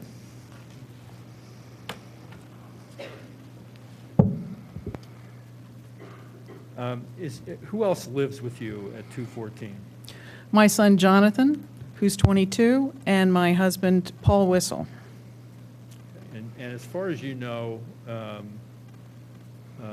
in your conversations with them, have they told you about whether they've noticed the parking in that lot? Yes. Sustained. So it's fair to say you're in opposition to this? Yes, I'm in opposition to changing the zoning to increase the parking. I would like it turned back to a tennis court. In your experience, has the tennis court as a parking lot been a more noxious use than the tennis court as a tennis court? Oh, much more. Can you tell us why? They're using it as a dumping site when they're not using it as parking. And it's visible, you know, as I come into my house, I'm looking at people's dumpsters. That shouldn't be something that's happening in an R1 residential area. How about when the dumpsters are not there? Then I'm looking at people's cars. Again, R1 residential area, there's supposed to be a buffer. In your experience with this particular piece of property, is the recreational tennis court use more favorable than the parking lot? Much more favorable. It's much more pleasant to look at. There's no noise after 7 o'clock at night. What, half a year? There's no noise at all in the wintertime. It's quiet. So there has been a noise impact from its use as a parking lot? Much more noise. And people talking. If people talk on the tennis court, you can hear them clearly behind my house. You know, forget in front of my house. Okay, no further questions. Thank you. Mr. Kaniga? Sorry. Ms. Wessel, it'd be accurate to say that none of these pictures taken were taken from your home. Is that right? From my driveway. I didn't I take any said from your house, from your house. None No, were taken from I your didn't house. take it from my house. And you didn't take any photos from your second floor like you testified, right? No. And also, from your second floor, can you see the lower parking lot, the lot immediately below this tennis court lot? I can see both. And can you also see the Giant lot? No, they did much more screening. You can't look down and see the Giant lot from your property. No, there's a rise in that corner, and they improved the tree cover mightily. And you agree that you are elevated above the parking lot, right? Yes, indeed. And the dumpsters, they were just there temporarily. They're not there now, right? They're not there now, but they were there a fair amount of time.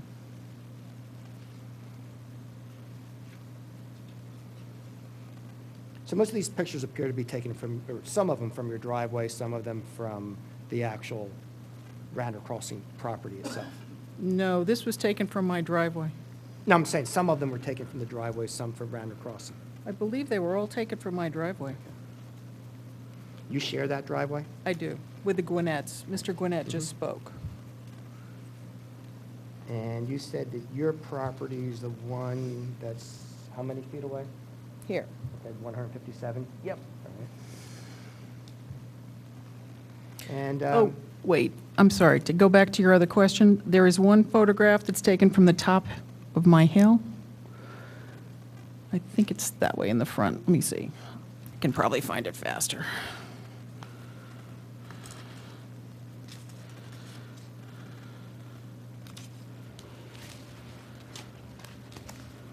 Might be page 5 of P2 you're looking for. Yep, P2, page 2 is taken from my driveway at the top of the hill, from my parking area, which is right next to my house. and you also see, You can see it here. in this P2, you can also see the apartment building, right? Yep. And you can see the parking adjacent to the parking. Mm-hmm.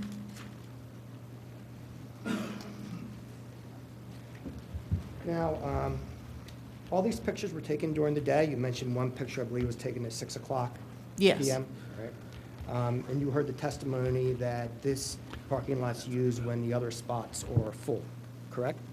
You heard that testimony. I did hear that testimony. Were you aware that Villanova was on spring break from October 6th through October 13th? I was not, but Villanova students aren't allowed to live in Radnor Crossing, That's not true. I believe, unless they're graduate students. Well, to the extent any of the council want to address that, we will, but I can't imagine you're an expert on that point, so. Not at all.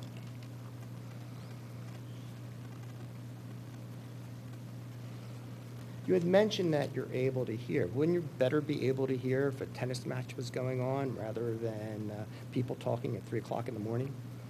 The nice thing is that tennis matches happen in the daytime when either people are awake and moving around. Being woken up by car doors shutting and people talking is annoying. Were you ever woken up by a car door shutting? Yes. Okay. Do you know if other people were woken up by, when you go down your drive, do you honk your horn to make certain no one's coming up? We do in the daytime. How about at 5 o'clock in the morning? Do you? No. My husband leaves for work at 5:30. I'm sorry. The way this works, he asks questions and you answer. Okay, I have nothing further. Thank you. Thank you. No question. Any redirect? No. Okay, thank you. Any questions from any members of the board? Fine.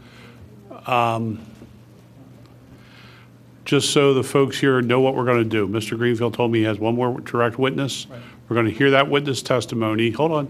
Then we're going to take a 10-minute break, exactly 10 minutes, and then we're going to be open to other people who want to be heard on this point. Please proceed. We're going to call Jonathan Whistle.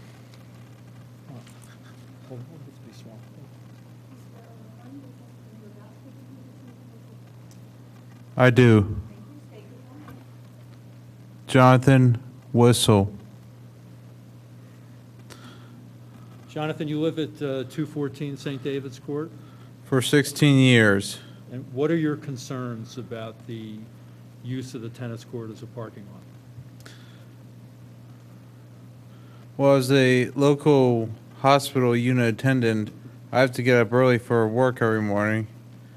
I hear car doors slam, I hear noise, I see the lights from my second floor room There's just all these lights coming in from like the late night shift.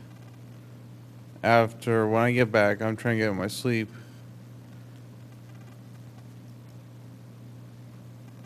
Now, during the temporary parking, it's just been increased higher and higher. All the noise, the lights, the volume of everything. When it was a tennis court, I barely got much of that. Is that it? I would like to be a tennis court again. Where in the house is your bedroom? Second floor, directly. Oh, Are you facing the tennis court parking lot? directly, it's like a drone view. That's all I have. Thank you. Mr. Thank Keneally. you. Hold, if you wait one second. Any questions, Mr. Keneally? Okay. It, You do oppose the application? Yes, I do. okay. I'm going to note it's 8:48. The board has to go into executive session briefly to discuss something, and we expect that to be brief, and then we're going to come back in the session precisely at 9 o'clock. Great. Thank you. Thank you.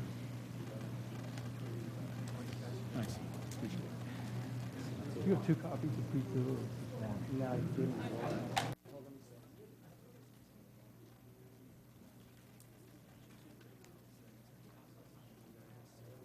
All right.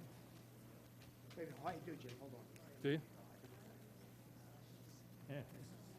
I just need one. Thank you.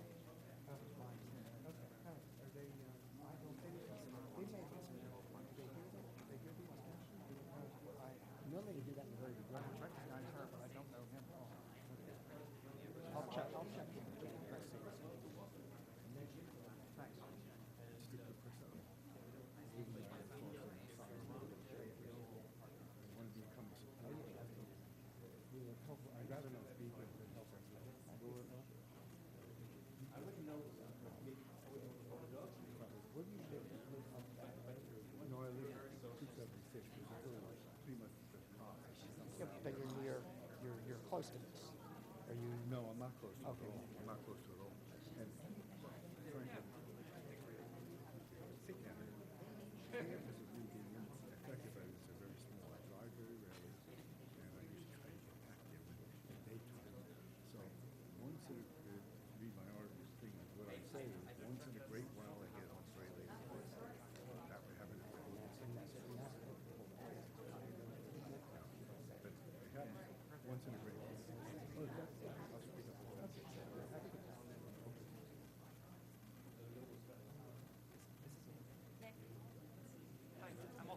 Okay, sure. I live in the back of the complex. I work from home. I'm there all the time.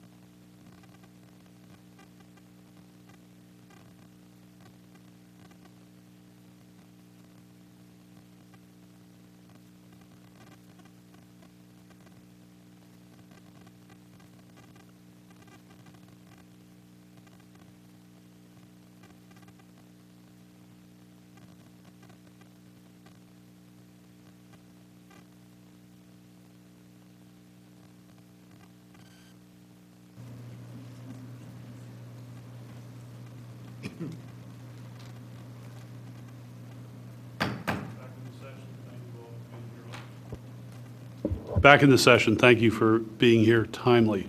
Our executive session was for the purpose of having a quick discussion with Member Riley, who advised me that he has a personal relationship with one of the witnesses who has already spoken. And based upon that, John has decided to recuse himself from this hearing and from further consideration of the matter. We have a quorum of 3. We can proceed on the matter. And John, thank you very much, and we understand that concern.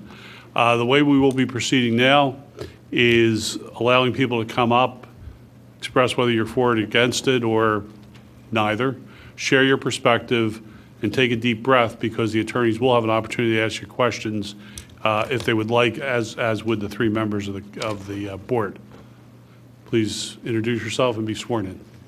Ma'am, if you raise your right hand, you swear or affirm the testimony you're about to give will be the truth, the whole truth, and nothing but the truth. I do. And state your full name.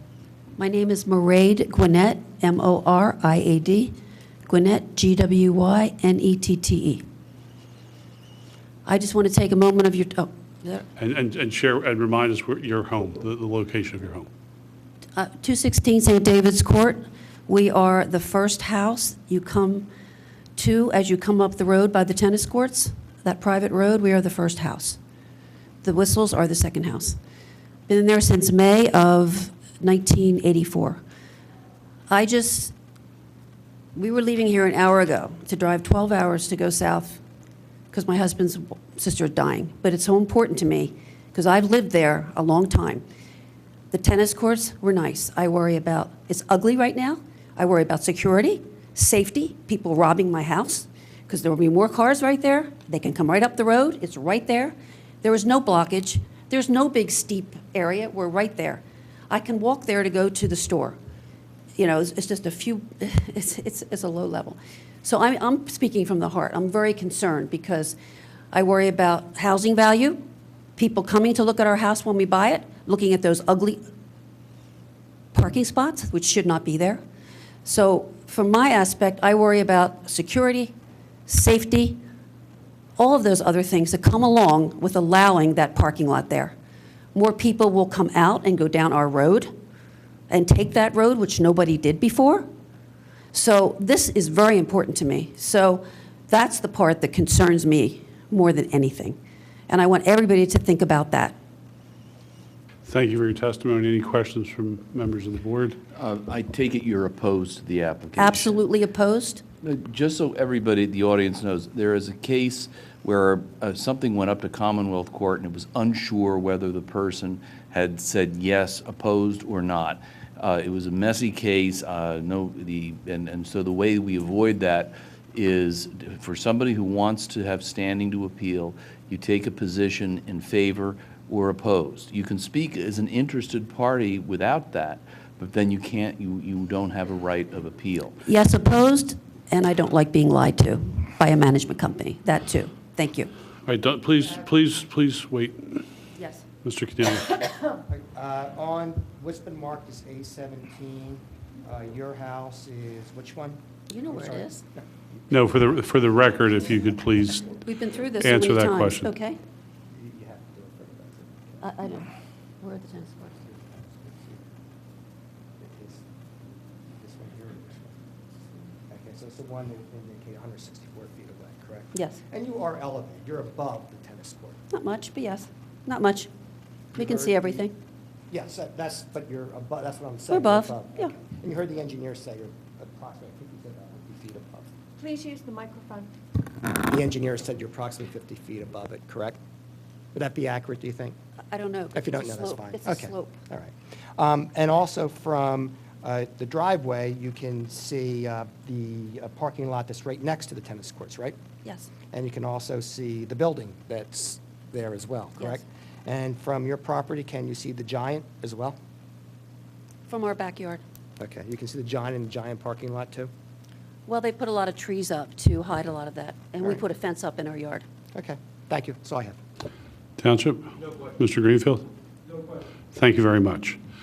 Again, this is an open mic, so we're not going to have big gaps if, if people aren't coming up, all right, come up, and it might not be a bad idea if we form a short line. It doesn't have to be a long line. It could be a short line which people can feed if they want, because we have to listen to folks.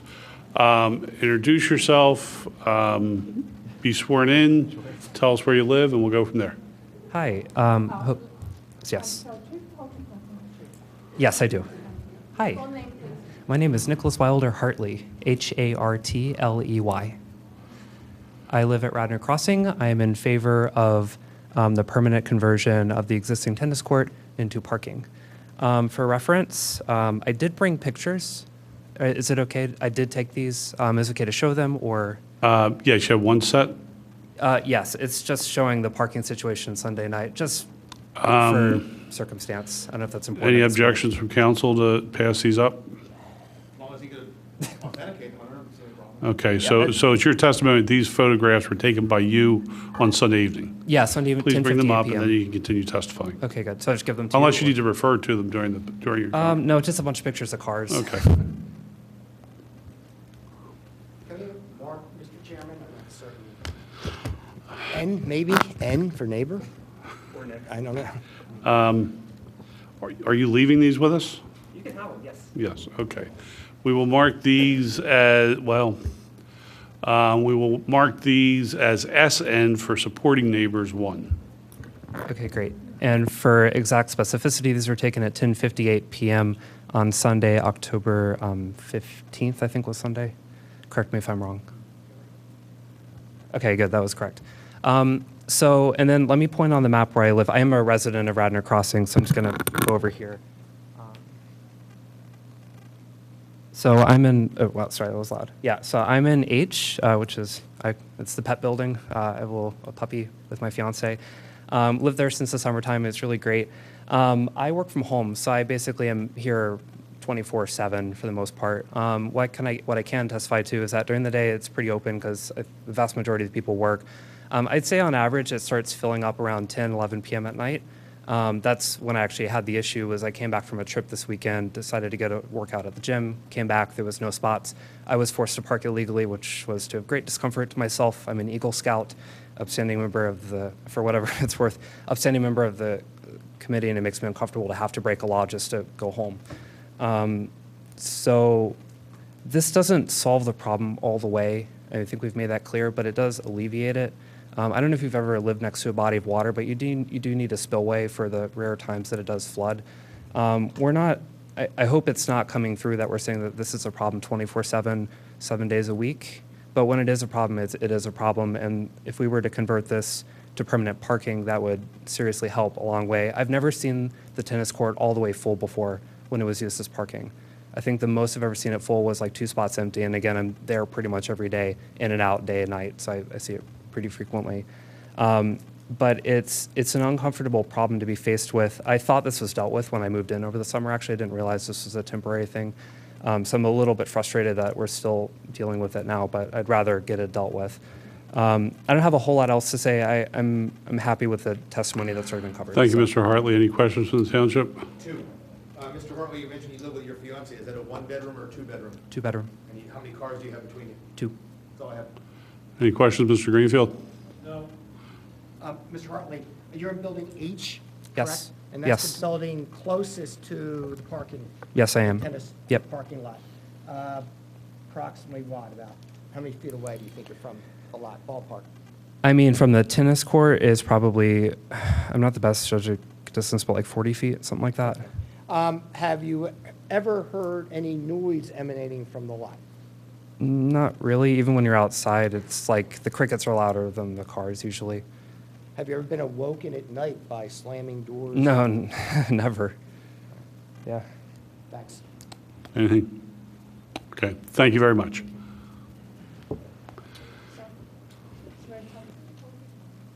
I do.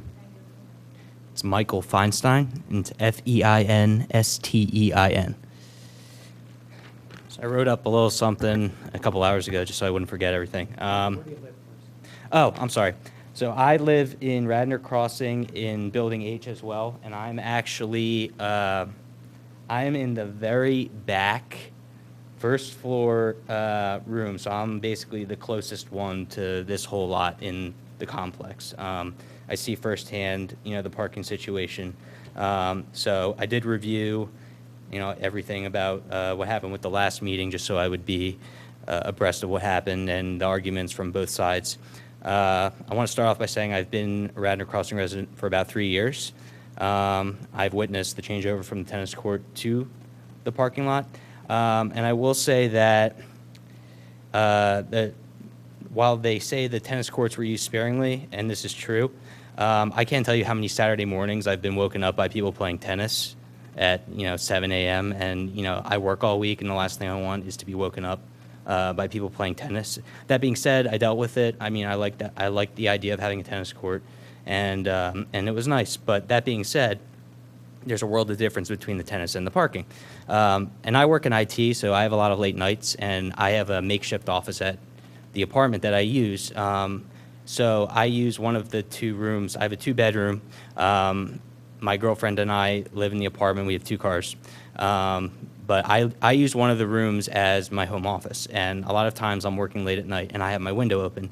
And I'll tell you that I have never been disrupted in any way by any types of car or talking noises. At most, we hear crickets and we hear dogs barking, because the only building allowed to have dogs is the back building. So we have pets back there, and that's why if we were to extend the parking lot westward to the lawn area, that kind of takes away the dogs' area where they walk. So, I mean, people talking at night could just be people taking their dogs out to go to the bathroom, because you kind of have to.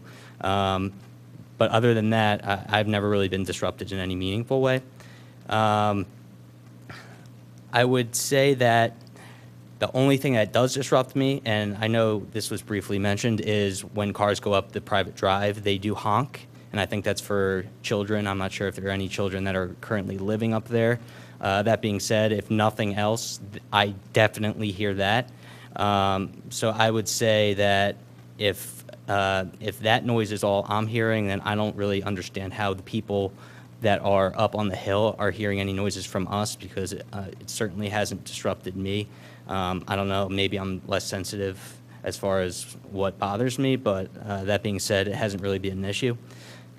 Second point is that a lot of the main parking spaces in the accessory lot, which this side, like the previous witness said, these are the first spots to fill up, and the back spots are the last ones to fill up. And usually it's not completely full, so it's not really the back spaces that are being used very frequently. And it's basically an 11-foot gap between the parking lot that's permanent and the temporary lot, and that's really just a patch of grass.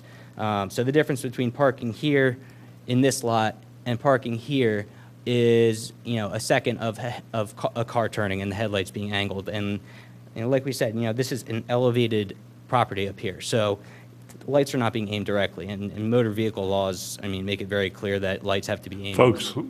Sorry. Okay. And I'm going to ask folks, all of you, to move this. I want to be respectful of people's opportunity to share their opinion. We have 3 other cases on our agenda after this case this evening. Apologies. So I'll perhaps finish. you wrap up. I'll wrap up. So I just want to sum up by saying that we are residents of Radnor Township, and we are taxpayers too. And I don't personally appreciate being slighted under the guise of corporate interests. I know that they say a corporation owns this property and 5 others, but that's not me, and that's not anyone who lives here. We're normal people just like they are. I grew up around here, so this is my home too. And I would hope that the board would consider that we can keep this parking permanent. So I am in favor of the permit to keep the permanent parking. Thank you. Thanks for your testimony. Any questions from the township? No, sir. No questions. Hearing none. Come on up. Actually, I think he said he was in support of the application. Yes. He did.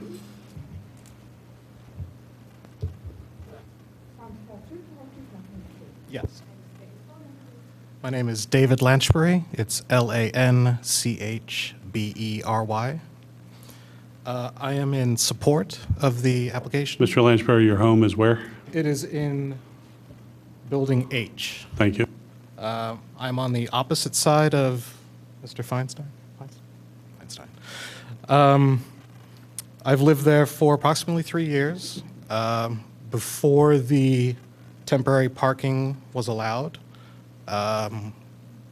basically, I would not go out after 10 p.m. It was a bad idea because if I came back much later than that, I would have to generally park illegally or in the giant parking lot before they put in the "we will tow your car if you park here overnight" placards.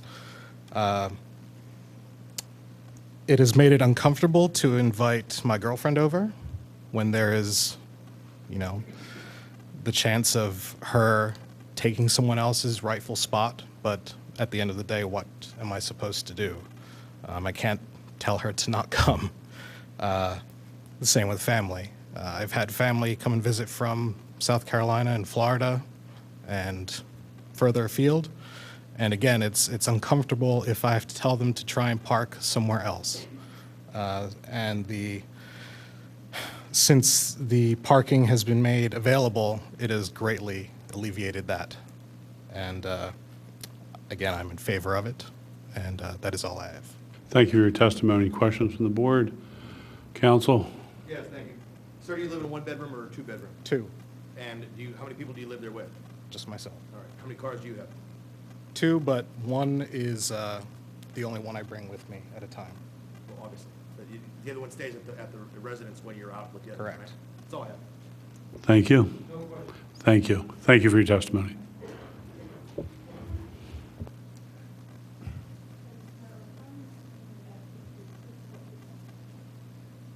I do. Hope you can hear me.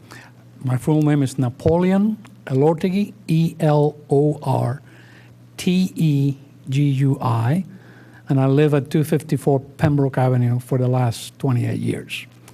And I have a great concern on the mechanics of what's taking place.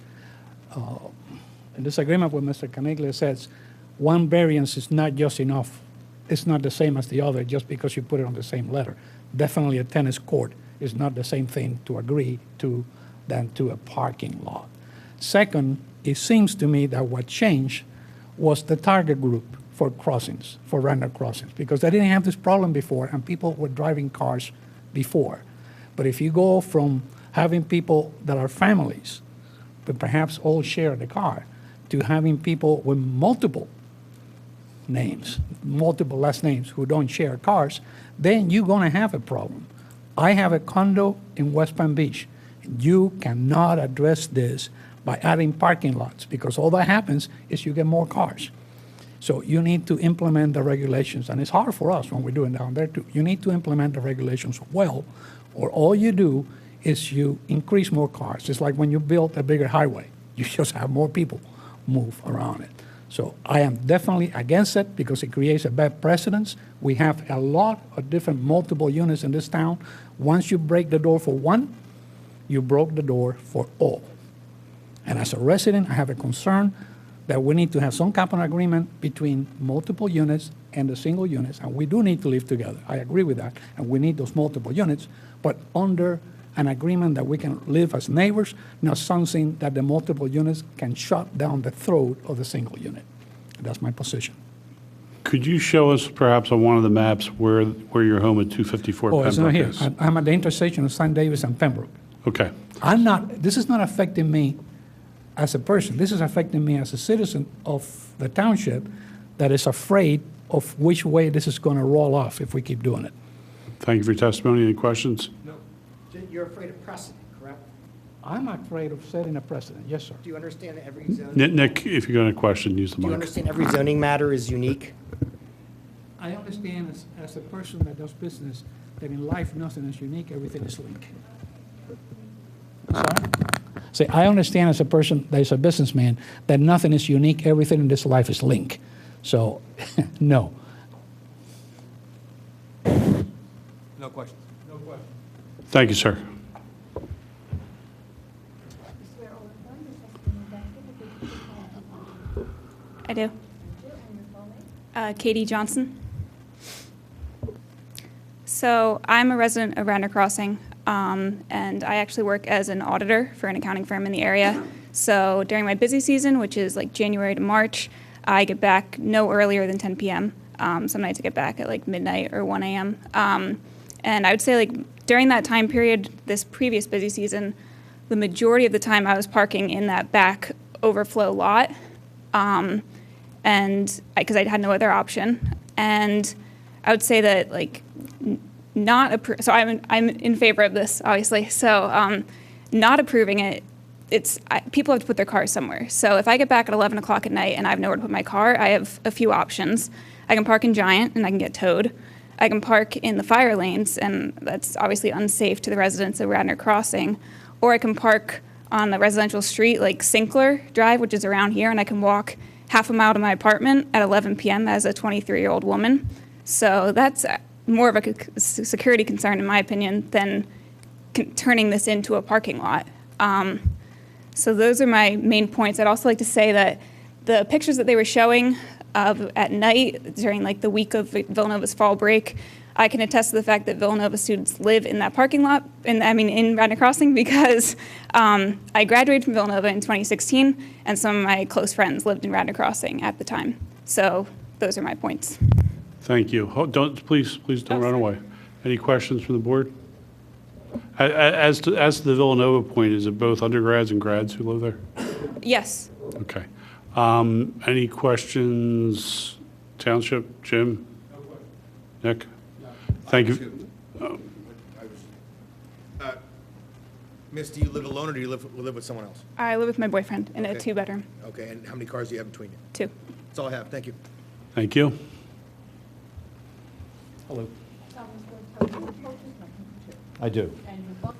My name is Anthony Gargano, Gargano. I reside at 206 St. David's Court.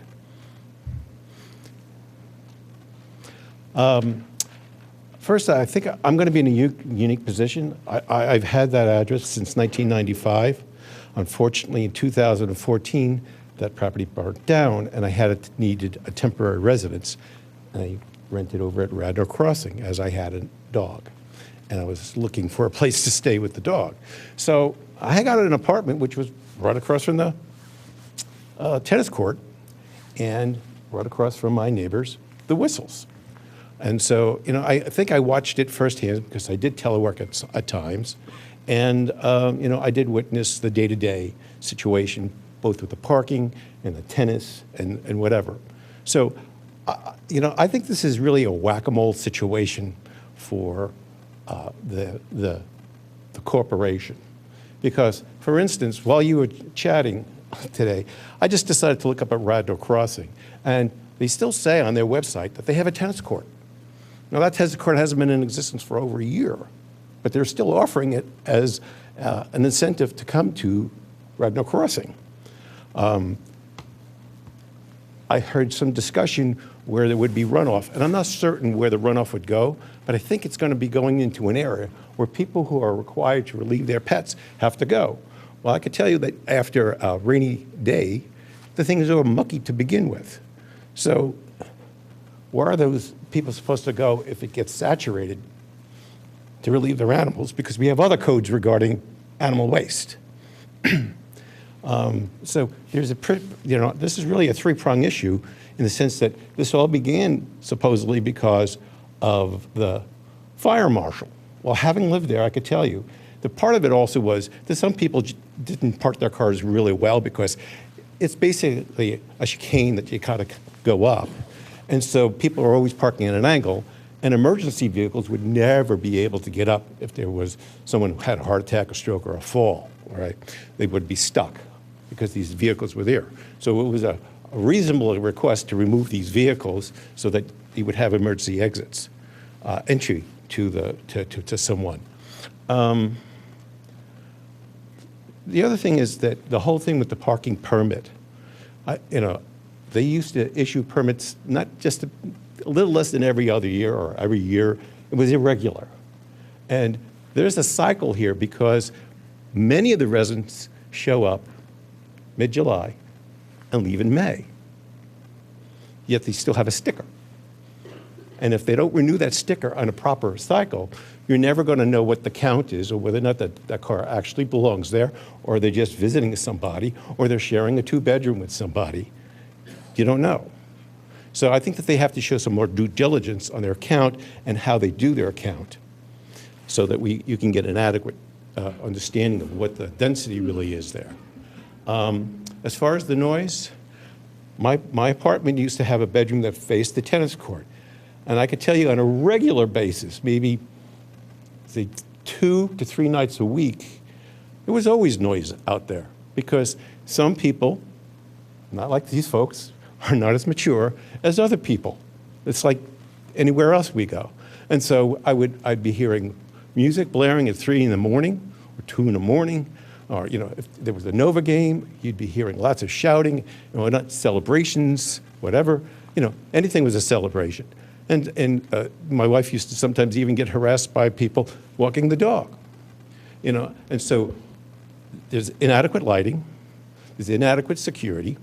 At one point I had covered parking, and someone decided to just park in my spot on a winter's night. Mr. Gargano, I'm going to have to ask you to come to a... Okay. So the bottom line is I'm against this thing because I just think that who's it really benefiting? I mean, it's unfair for renters to pay their rent, and they're really advocating for a corporation who wants to be able to maintain an income flow. That's all they're doing. Sir, and so the bottom line is that I think it's ill-advised. I'm not only going to cut you off, but I'm going to tell everybody behind you, there's a clock back there. We're going to go 3 minutes tops. Any questions for this witness? Any questions from council? No. Thank you, sir. Thank you.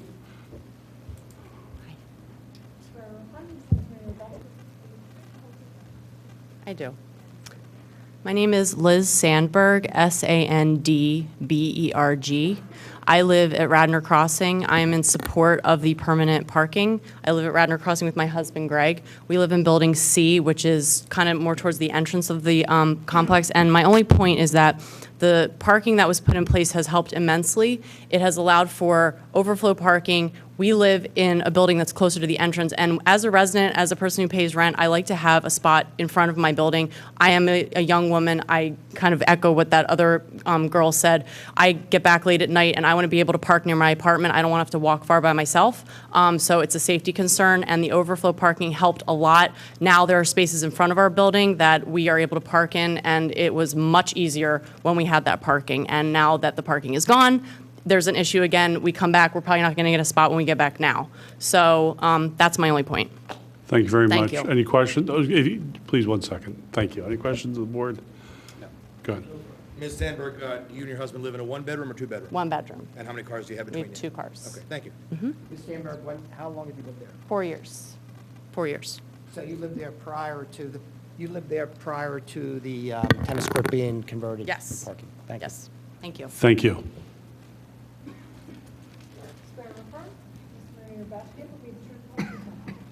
Yes. Gregory Sandberg. I just want to echo, well, I am in favor of making the tennis courts permanent parking. I would have to say, just for time's sake, I echo what my wife just said. Our experience has been very similar to Michael, David, the young woman, the young man as well. While there are a lot of faults with the company, there may be, it's only 20 spots. The 20 spots do help. I do think that there's been a significant increase in spots when people come home in those tough hours.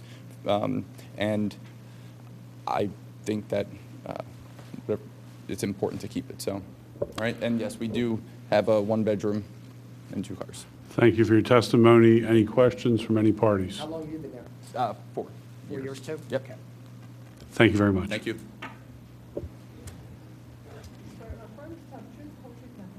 I do.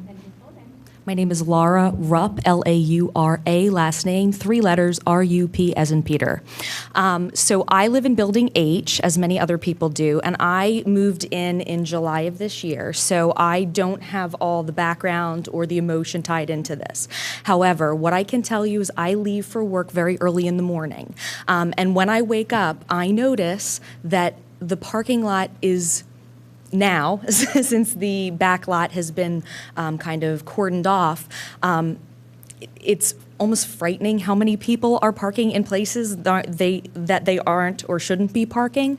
There's actually a turn where if two cars park on either side, and people have done so pretty much every morning that I have gone to work since the time the parking has been cordoned off, I can barely get my passenger vehicle through there.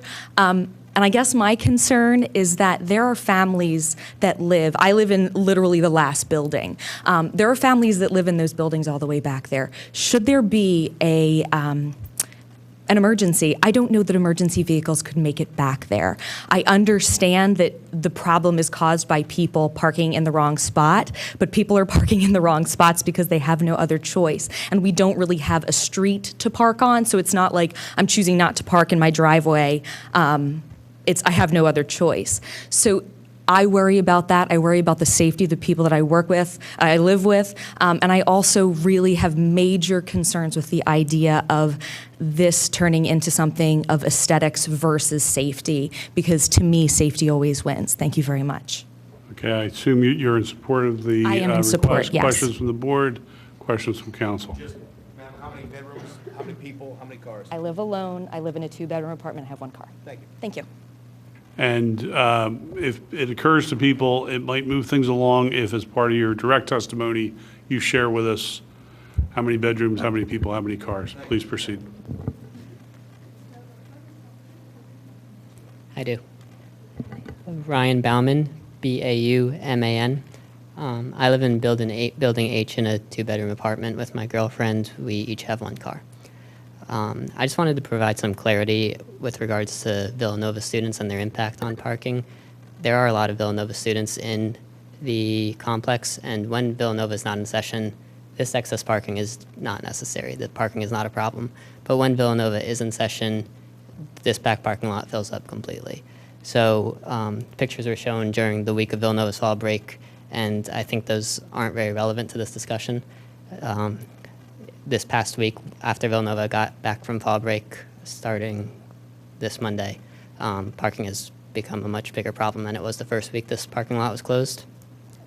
I also wanted to comment on the dumpster, the pictures from the dumpsters.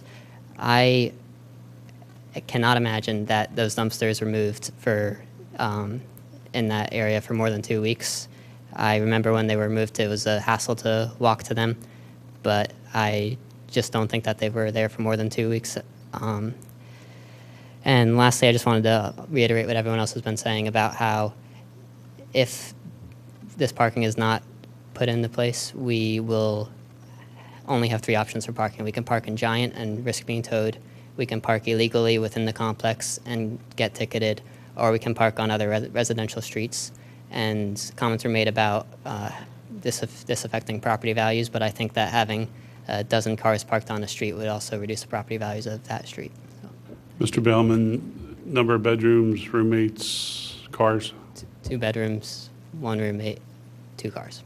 Any other questions from the board? Questions from council? Thank you very much.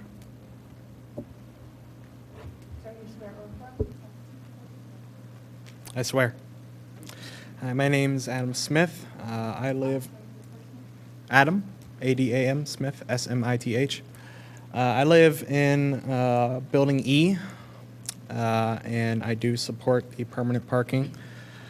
I've lived in Building E for 2 years with my wife. We live in a 1-bedroom apartment. We each have a car.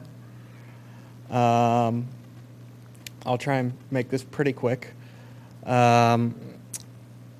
So before the parking spaces were added, I do remember that people were parking in the Giant parking lot, and I believe the fire lanes were put in when I first got there, but people would still park there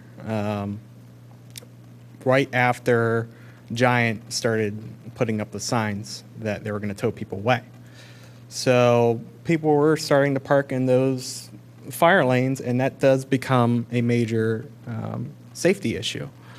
So my fear is if we take away this permanent parking, is that people are going to be forced to have to go back to parking in the fire lanes.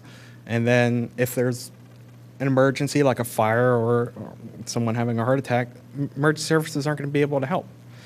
And I agree with you, Commissioner Bradley, that this is a Band-Aid. This is not a permanent solution, because even with management's new policy of 1 car per 1 bedroom, 2 cars per 2 bedrooms, there's still not enough spaces if they're at max capacity.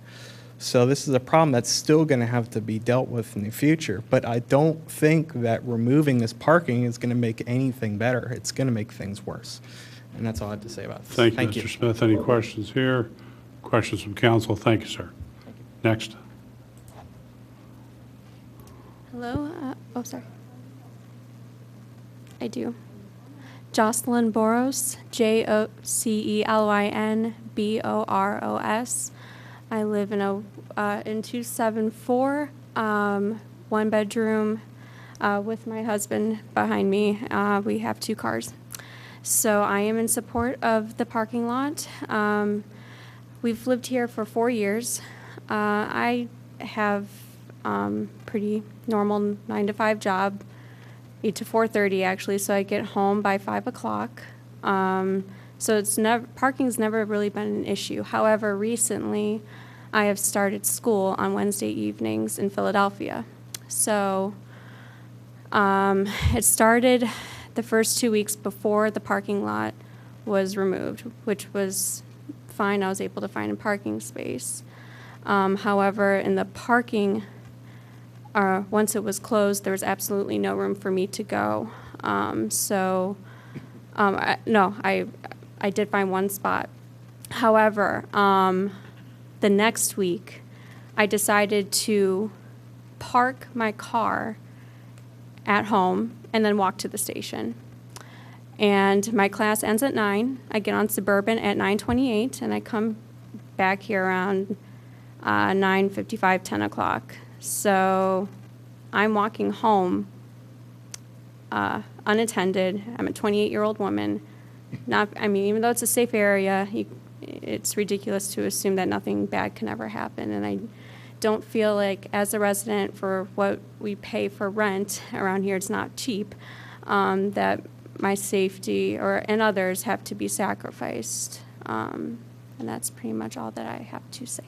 Thank you for your testimony. 1 second. Any questions? Questions? Thank you very much. Next.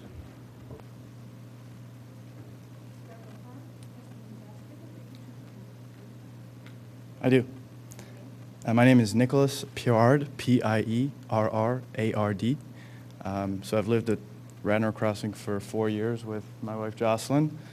We live in building C, so it's fairly close to the entrance, but I've had to use the back parking lot on multiple occasions when it was open, coming home from business meetings pretty late at night.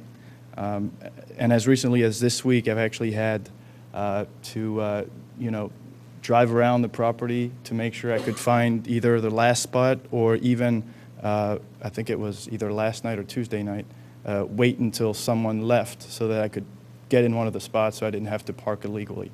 And that's really, frustrating. It's not a safety issue for me personally, but it is for my wife. And, it's just something that the parking lot would really help with if we could convert that to a permanent parking lot. So I'm really in favor of it. Thank you for your testimony. Any questions here from the board? Council? Seeing none, thank you.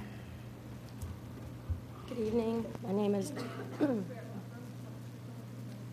yes, Jill Frumer, Frumer. Good evening, Mr. Chairman and the board. I'm actually an attorney, but I'm here tonight as a layperson, as an advocate for the residents of Radnor Crossing, and I'm definitely in support of this application. I've been a resident of Radnor Township for 19 years, originally owning a home in Ethan Mills.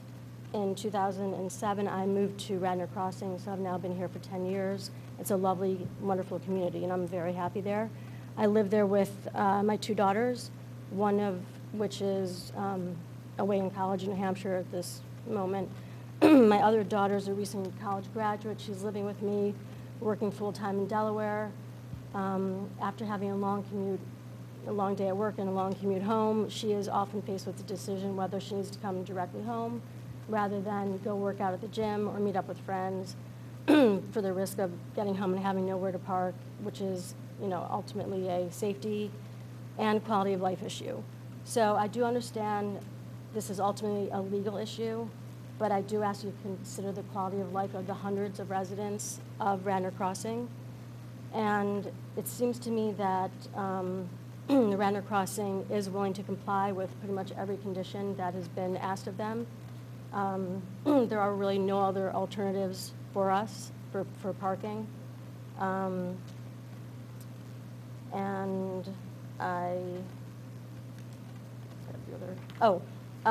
there was some discussion about this being a business decision for Radnor Crossing. I do not see it that way. They're trying to help us. We're, increase our quality of life. They realize that we are good paying tenants, and we just really need to have a place to park, come home, and live comfortably. Thank you for your testimony. Any questions here? Questions from council? Ma'am, how many cars are registered at the apartment? 2. And how many bedrooms? 2. Thank you. Thank you.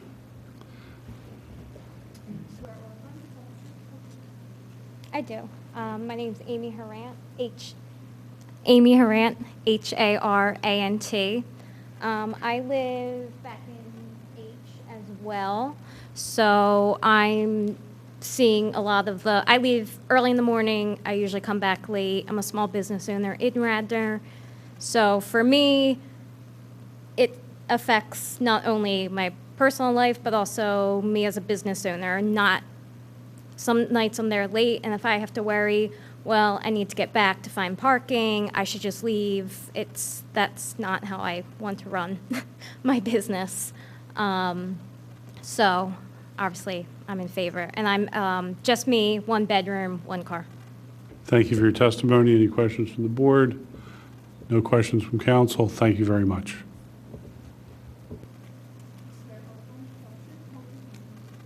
Yes, I do. It's Barbara Jane Manning. Last name is Manning, Manning. And I am a resident of Radnor Crossing in Building H. I have a 2-bedroom apartment. I'm the only one who lives there, and I just have 1 parking permit. I live in the building right across from the tennis courts, and I've been there for almost a year. I have not heard any noise at all. The one time I do remember being woken up around 5:30 in the morning on a weekday was because someone's car alarm went off, and it was because their car was in the parking lot, not in the tennis court parking area. Other than that, I have not heard any noise at all, nothing to wake me up. Also, I park all the way in the back. This week, I came back late around 10:30, which isn't really that late at all, and I took one of the very last parking spots back there. By the time I parked the 2 parking spots that were available, I came in to get my dog to take him out. 2 other cars had already parked there. So this is about 10:45 on Tuesday night. There were no parking spots left at all.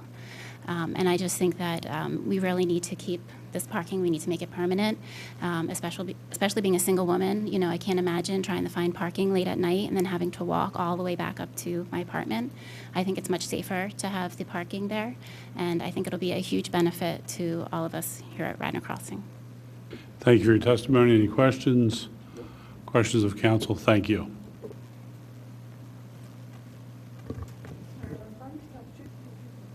I affirm. My name is Margaret Giuliano, first name Margaret, last name Giuliano, Juliano. I am a resident of Radnor Crossing. I live in Building H. I have a 2-bedroom apartment. Just me and my dog live there. And I just want to add to what everyone else has said, just to be explicit about the safety issue that many of the women are talking about. I experienced stalking this summer, and being able to be close to my apartment and park there was extremely important to me.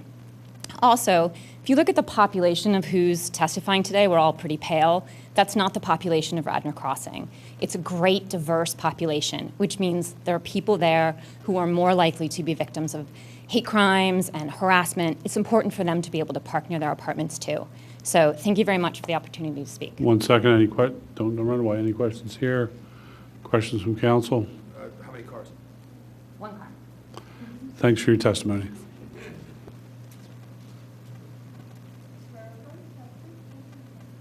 Yes, I do. My name's Brendan Sikorsky, Sikorski, 2 people, 2 bedroom, 2 cars.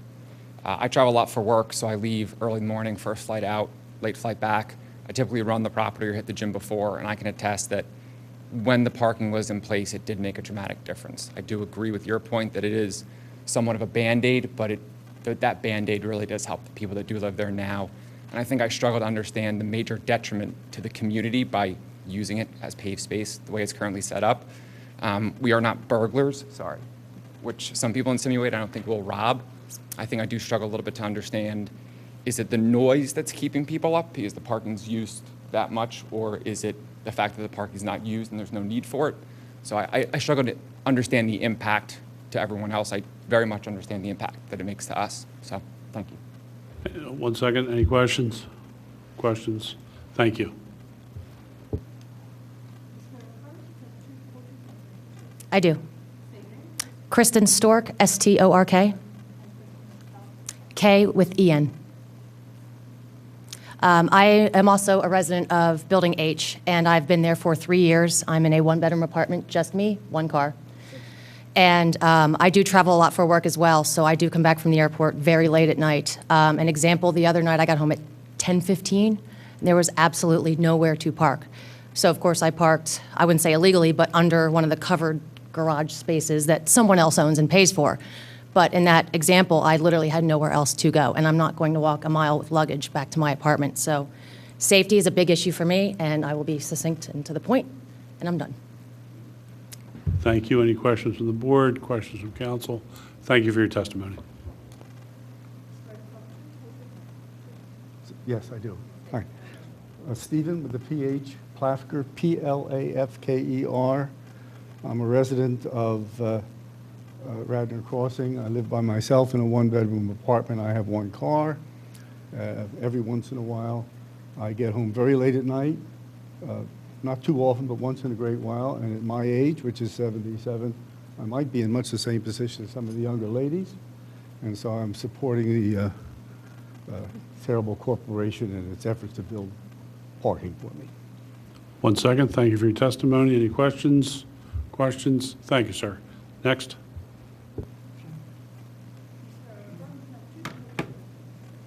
I do. Maggie McWilliams. Maggie McWilliams, McWilliams. And I live at 215 St. David's Court, and I do not support converting the tennis court into a parking lot. I do not. So I live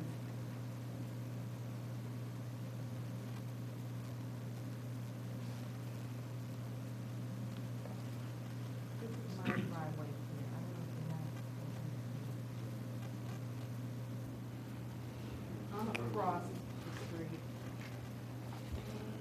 This is my driveway. Okay, and you're referring to which exhibit by number in the corner? A17. Okay.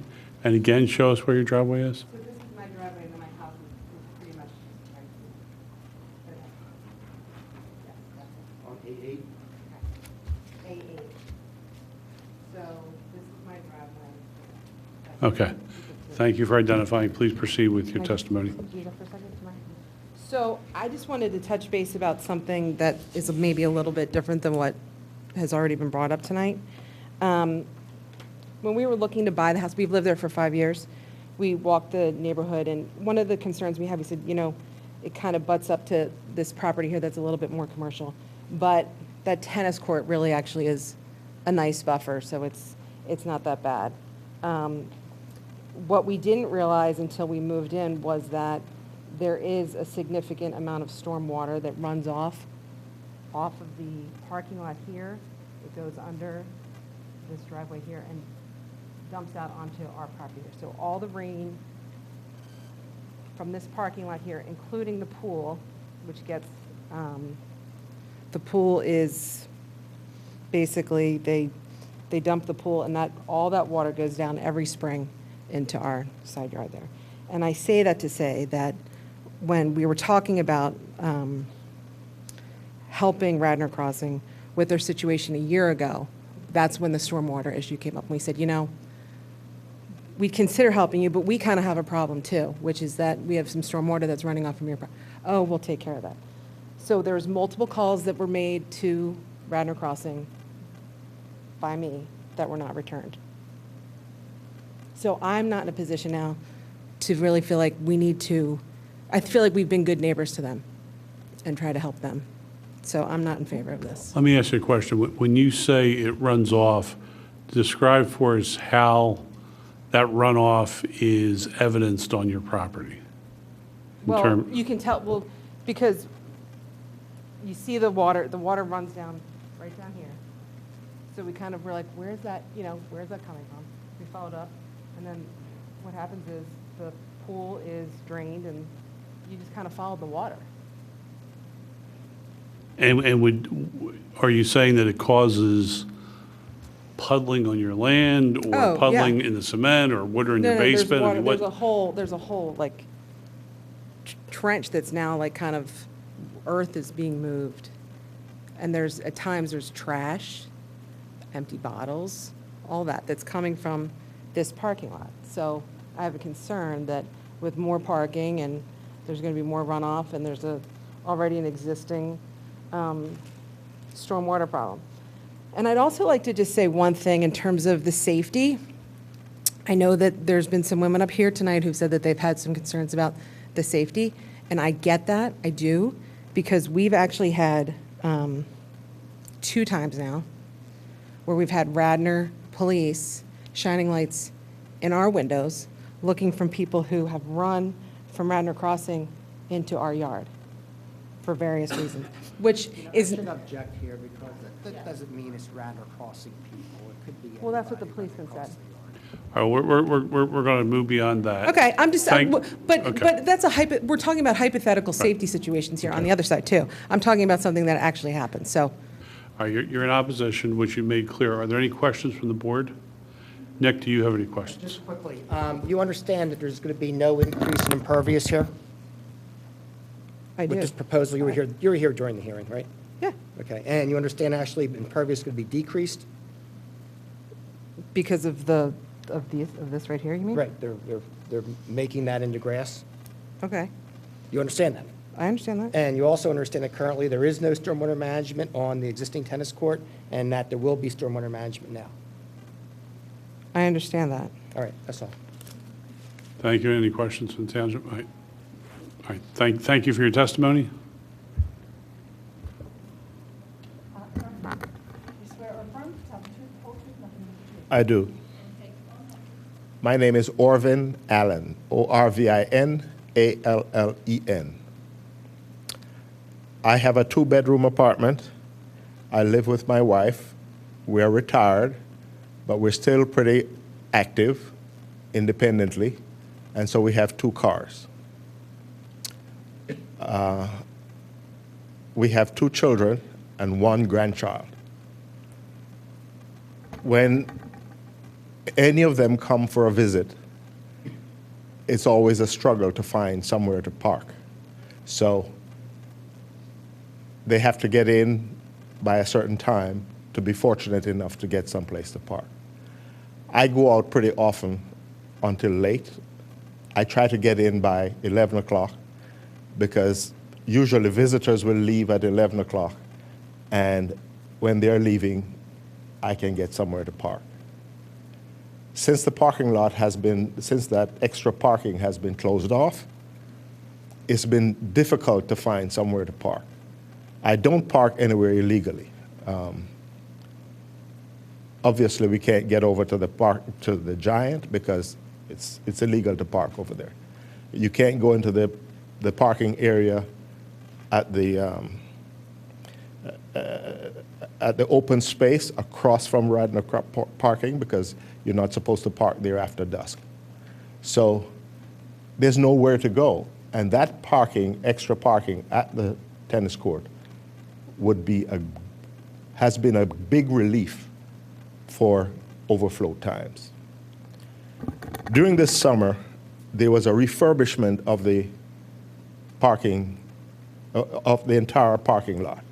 It was repaved, and remarked. That's the only time that trash pans were in that tennis court area, the garbage pans, and that was for a period of about 2 weeks. The old fencing around the parking, around the trash pans were taken out, and they were temporarily stored there until they could be removed. The place was paved. New fencing was put around the trash pans in their designated areas, and both the trash and the pans were, and the trash pans were removed from that area. Excuse me, Mr. Allen, we're going to have to ask you to wrap up. Yes. So some of the pictures that were shown at a time when they were taken when the repaving operation was done. So that's not a valid case for trash being in the area. It's just a temporary measure while the parking was done. And the so-called Wiener machine was simply a part of the paving operation. And that wasn't anything permanent. It was there for about 2 weeks at most. So we understand you to be in support of the request. I am in support of the additional parking area. Questions from the board? Questions from council? Thank you, Mr. Allen. I'm sorry, did you? No. Okay. No, thank you, no. All right, just so the folks here know what we're going to do now. Council, in the order of Mr. Greenfield, counsel for the township, counsel for the applicant, will be given no more than 5 minutes to wrap up. And then the board will consider this item and come to a resolution. Mr. Greenfield. Mr. Chairman, prompted by some of the comments that I heard from some of the people, some of the many people who spoke, I have like 1 or 2 more questions for Ms. Trolley, if I may. No. No more questions? No, no more questions.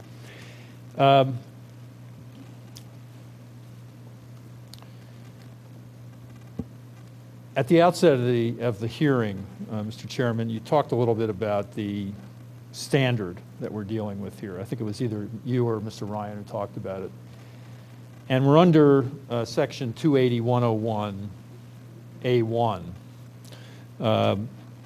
which holds that a nonconforming use may be changed to another nonconforming use by grant of special exception only upon determination by the zoning hearing board that the proposed new use will be no more detrimental to its neighborhood and surroundings than is the use it is to replace. In determining relative detriment, the zoning hearing board shall take into consideration, among other things, traffic-generated nuisance characteristics such as emission of noise, dust, and smoke, fire hazards, and hours and manner of operation. The need for the parking, which has been cited by many witnesses on behalf of Radnor Crossing, may or may not exist, but in fact, the need is not significant here because the need is not sufficient to meet that standard. The question is whether the change of use itself is going to be more detrimental. That's the question. So need really doesn't come into the equation. Arguably, and I assume that Mr. Cornelia will make this argument, that under 280-14, under which he seeks a use variance, the need factor comes into play. But in light of the fact that he would need a use variance under 280-14, the mere shortage of parking spaces is not going to be sufficient to meet that standard, particularly in light of the fact that there's been no testimony that in any way the parking shortage affects Radnor Crossing's ability to rent apartments. The only point is that they are short of parking spaces for people who live there, but there's been no testimony and no suggestion that the shortage of parking spaces inhibits their operation of their business or their ability to rent units. So I think that's a significant factor. The testimony that you've heard from the people who live in the neighborhood outside Radnor Crossing is uniform in the sense that they believe that the parking lot that's been proposed and that they've already had a chance to watch being used for some time is going to be much more detrimental to the neighborhood than the tennis court was. Parking lot's going to operate 365 days a year, 7 days a week, 24 hours a day. The use is going to be of varied intensity during the course of a day, but I think the testimony is pretty clear that it's greatest at night when it's more likely to interfere with the quiet enjoyment of people around. And the lights are also more likely to interfere. Tennis court, as you heard, the use was sporadic. It might have been used 3 to 4 hours a day between April and October, never during the winter. And that's a significant factor. You're talking about a significant intensification of the use of that space. Plus, you're adding the lights from the cars, and you're adding lights that have to be installed around the parking lot. There's a requirement that that be the case. We don't know how high those light fixtures are going to be, but at the very least, regardless of whether you can see the fixtures themselves, they're going to create a very substantial illuminated surface that's going to be visible to all the neighbors. So that's yet another factor that makes it more detrimental. You've heard testimony about car doors opening and closing at all hours of the day, particularly at night. That's a problem. And on occasion, we know that Radnor Crossing has used the lot for purposes other than vehicular parking. It's had construction vehicles there. It's had some commercial vehicles there. We understand their testimony that that's not something that's part of their program and that they want to avoid that in the future. But the fact is, it's happened from time to time in the past and may well happen from time to time in the future.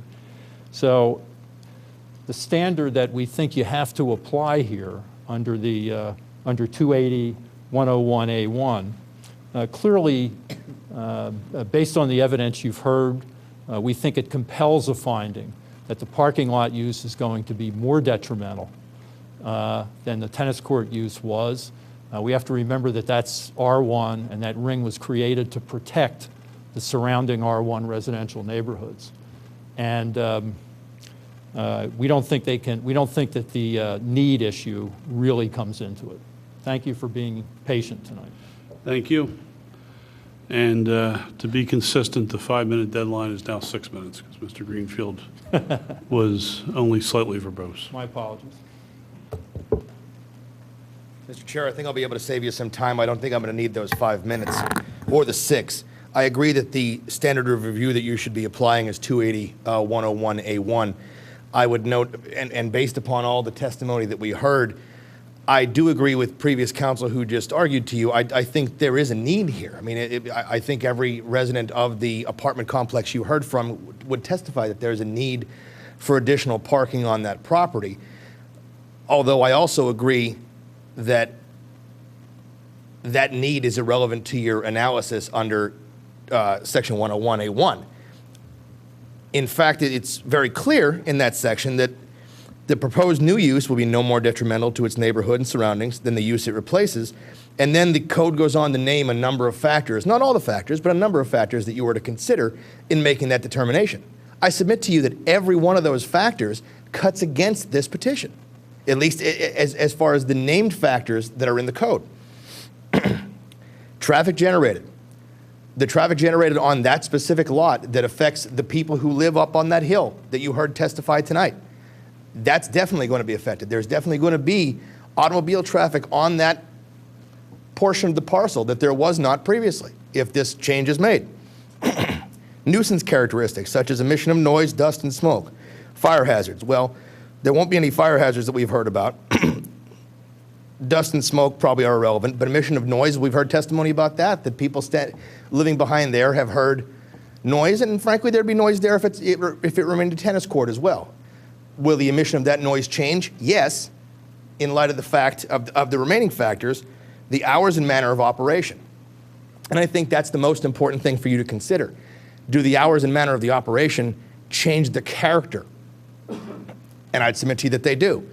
The tennis court was used during the day. There's no lights. Used in the afternoon, maybe to the late evening, not probably used very heavily at all in the wintertime, even during the daytime hours. This parking lot, by design, you can rely upon the testimony of every resident of the crossings that you heard from tonight, that the time when it's needed the most is in the wintertime because there's no students there in the summertime, but in the wintertime and at night when people are coming home late because everybody that's come home from 9 to 5s or from school already has taken a parking spot. So the time when that lot, that proposed lot, would most heavily be trafficked and when the noise and everything else would be most heavily impactful of the surrounding neighborhood, both the crossings and the neighborhood behind, would be late at night, in the middle of the night. The light pollution is a change. The noise pollution is a change. Just the visual is a change. All of those factors cut against this petition, and that's why we're opposed, that the township's opposed. Thank you. For the applicant? Just a couple preliminary matters. As to P1 and P2, have they been admitted, or I don't know if we ever discussed that. And the only, I don't have any objection to the photographs. There is some written narrative in there and also a count that obviously was hearsay. I would just ask that they be excluded from, I believe that's in P1.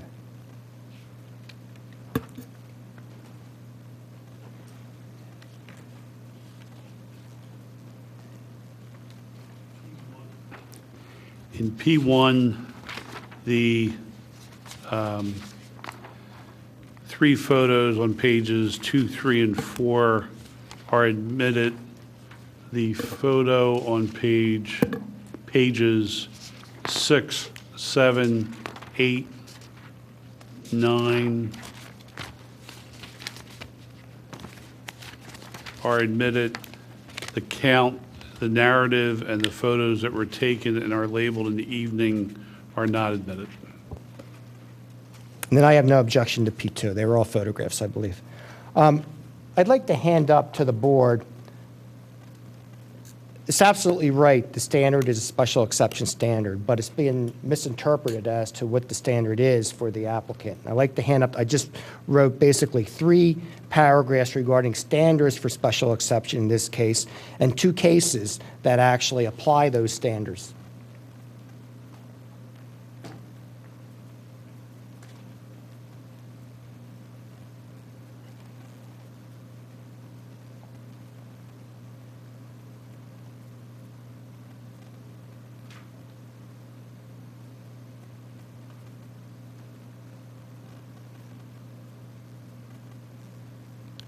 It's absolutely right that 101A1 is what controls here as far as the special exception relief is concerned.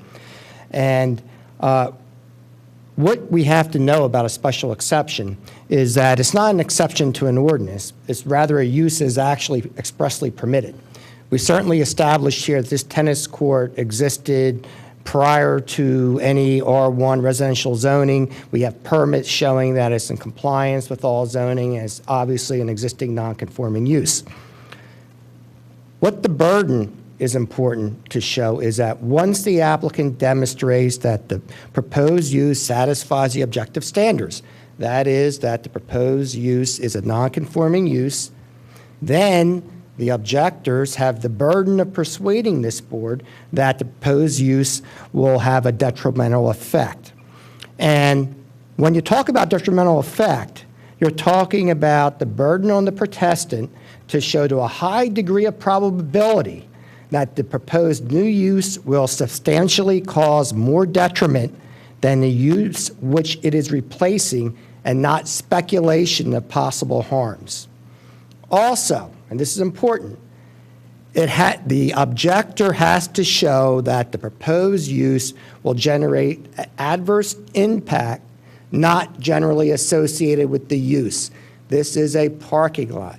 There has been no testimony at all that this parking lot is any different than any other parking lot. In fact, the applicant is showing, a lot of improvements here. They proposed fencing. They've proposed lower lighting. They proposed stormwater management, and it's really no different than any other parking lot use, which is only, I think the testimony was 20 feet away. So the impact for them to carry their burden that is more detrimental is that the proposed use is abnormal. It's not an abnormal use here. We've heard from the neighbors, 3 neighbors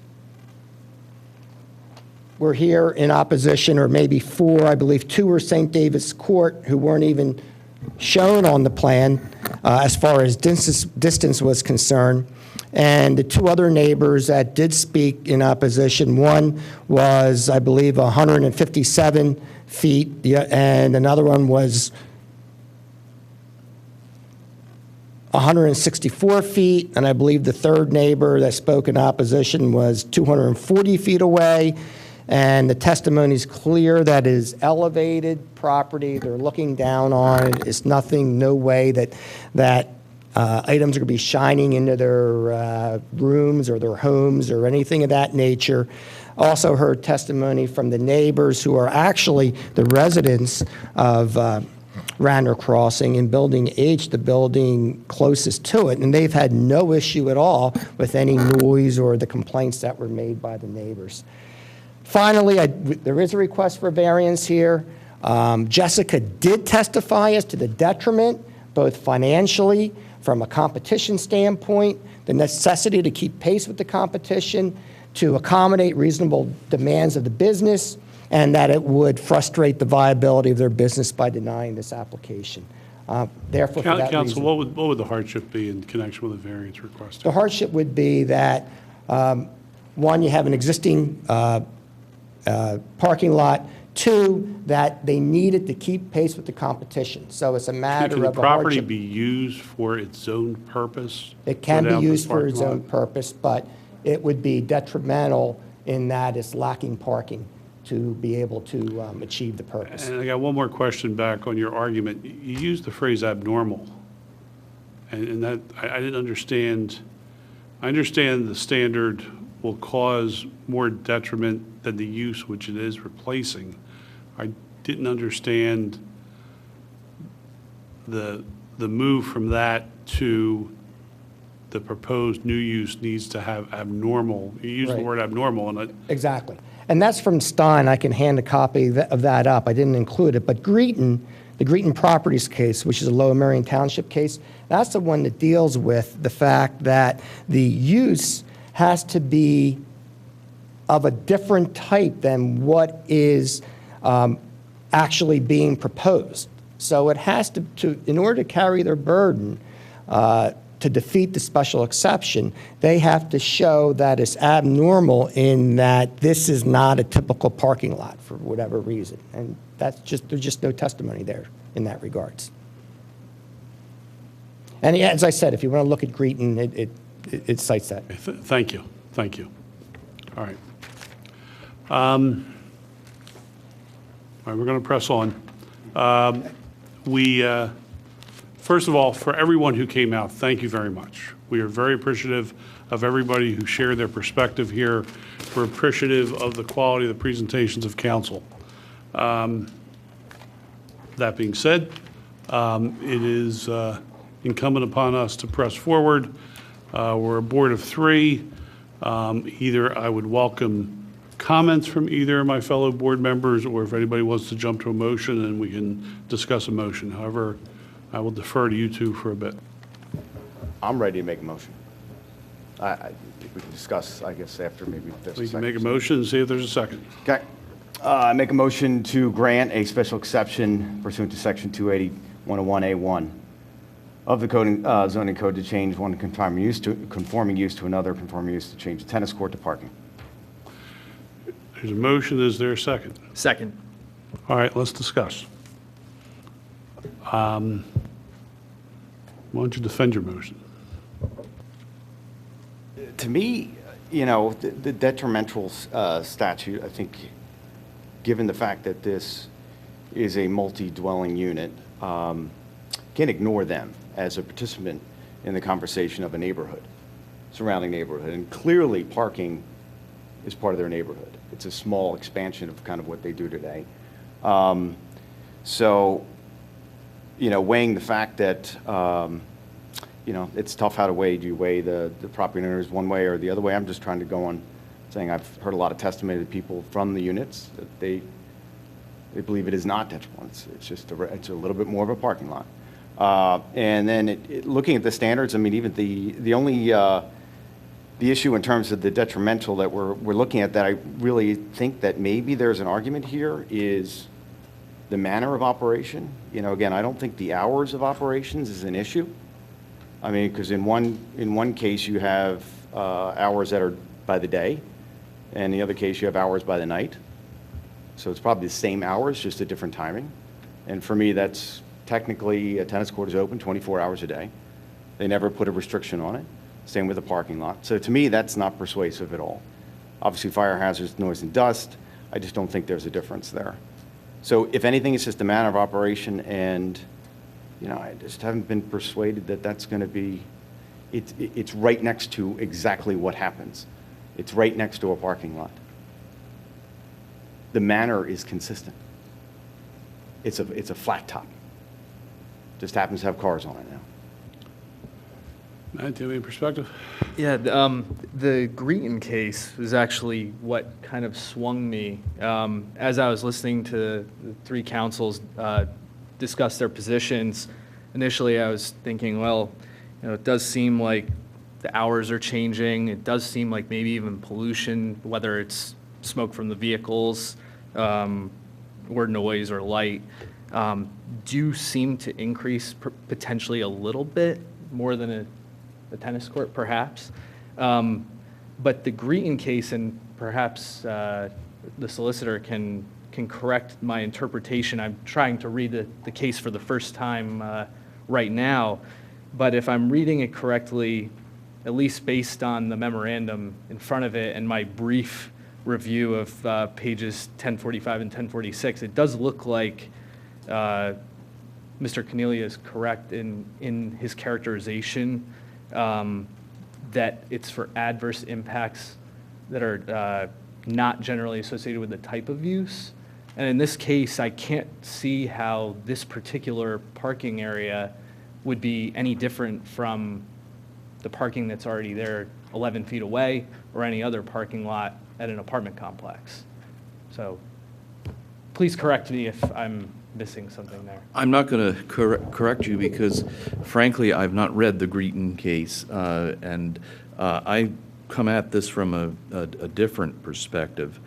I'm looking at 101A, and what is interesting to me is what it doesn't contain.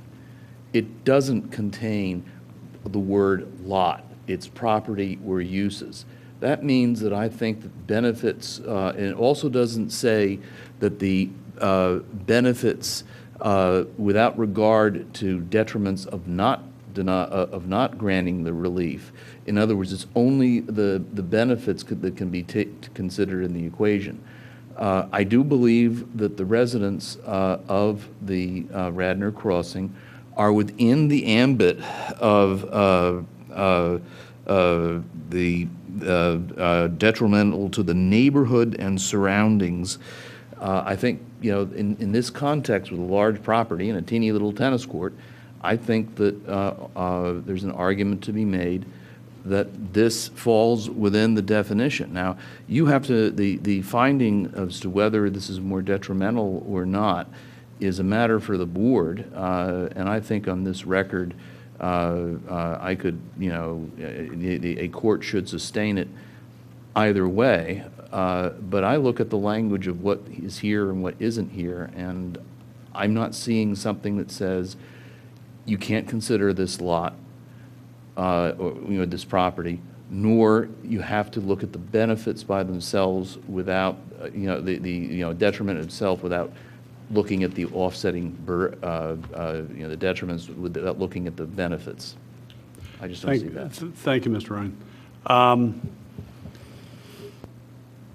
Early on in the testimony, there was some conversation regarding some limitations and qualifications that the applicant expressed a willingness to accept in connection with a grant of the in connection with a grant of relief. And I have some notes here. One was a confirmation of no business vehicles. A second was a confirmation that there would be no dumpsters located on the proposed parking lot. A third was that there would be opaque fencing buffering the parking lot. And then finally, the stormwater reference, and I'm a little both on the last, well, on all of these, but specifically the stormwater, I paused regarding what is the ambit of our jurisdiction to impose such qualifications on a grant of relief. So I don't know what your thoughts are on that, Mr. Solicitor.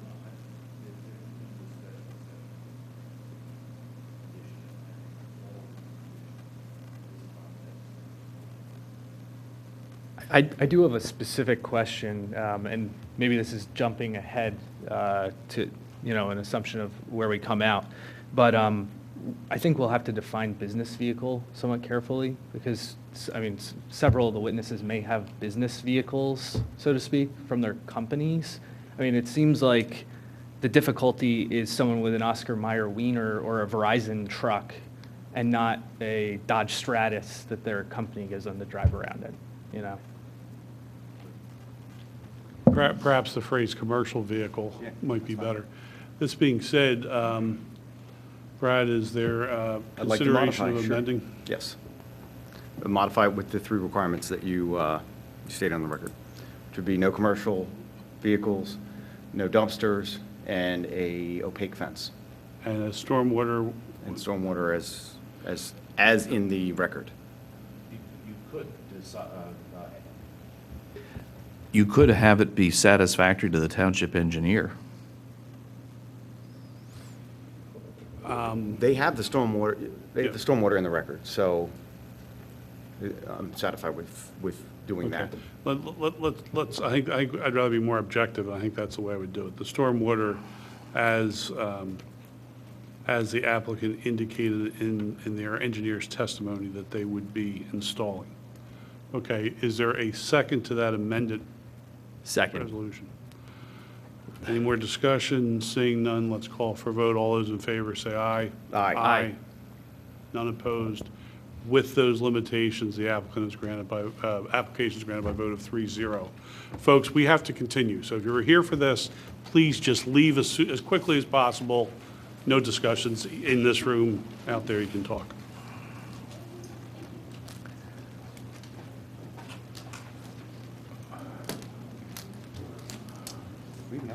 Well, no, but we have to clear it on the record. Number 2, appeal number 3002 has been withdrawn. The third substantive item on the agenda. Is there anyone here for appeal number 3003? Counsel, I think you left your zoning book. I'm going to pause one more second. Is there anyone here for appeal 3003? Seeing none, I'll entertain a motion to deny relief. 3203, that's. Is that yours, counsel? I don't think so. That's what Okay, I don't think it is. It is 340 Conestoga Road, Roger Johnson. No. Seeing no one here, I would suggest that the appropriate step is to reject the application. Can we get a motion? I was going to say, is that what we do? Yeah, no. okay. You kind of have to advertise your hearing and show up for it. Right. So that was advertised? No, they failed to advertise, and they've kind of went So you're asking to incognito. refile? Got it. Yes. Motion to reject the application. Yeah. Second? Second. Any discussion? Being none, all those in favor say aye. Aye. Aye. None opposed. 3003 was rejected by a vote of 3-0. 3004, do we have a request Yes, from the applicant? I had sent in a continuous request because this is a steep slope situation, and we needed to get engineered plans to get reviewed by the township, and the applicant submitted them probably about a week and a half ago. The township has not had an opportunity to review it. For that reason, I would request a continuous. There was one person in the audience who's actually a neighbor who was in support of the application. I told him to go home. Then he didn't have to And be here. you want to be listed on the November? Yes, please. Okay. And you give us the continuation of time to hear the case and 45 days following it to issue an opinion? I do verbally, and I believe I sent a letter to you too, Is John. that a decision of the chair of the board, the continuance determination?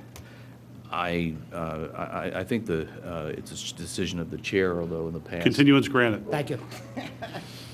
We're done. Meeting's adjourned. So 302 has been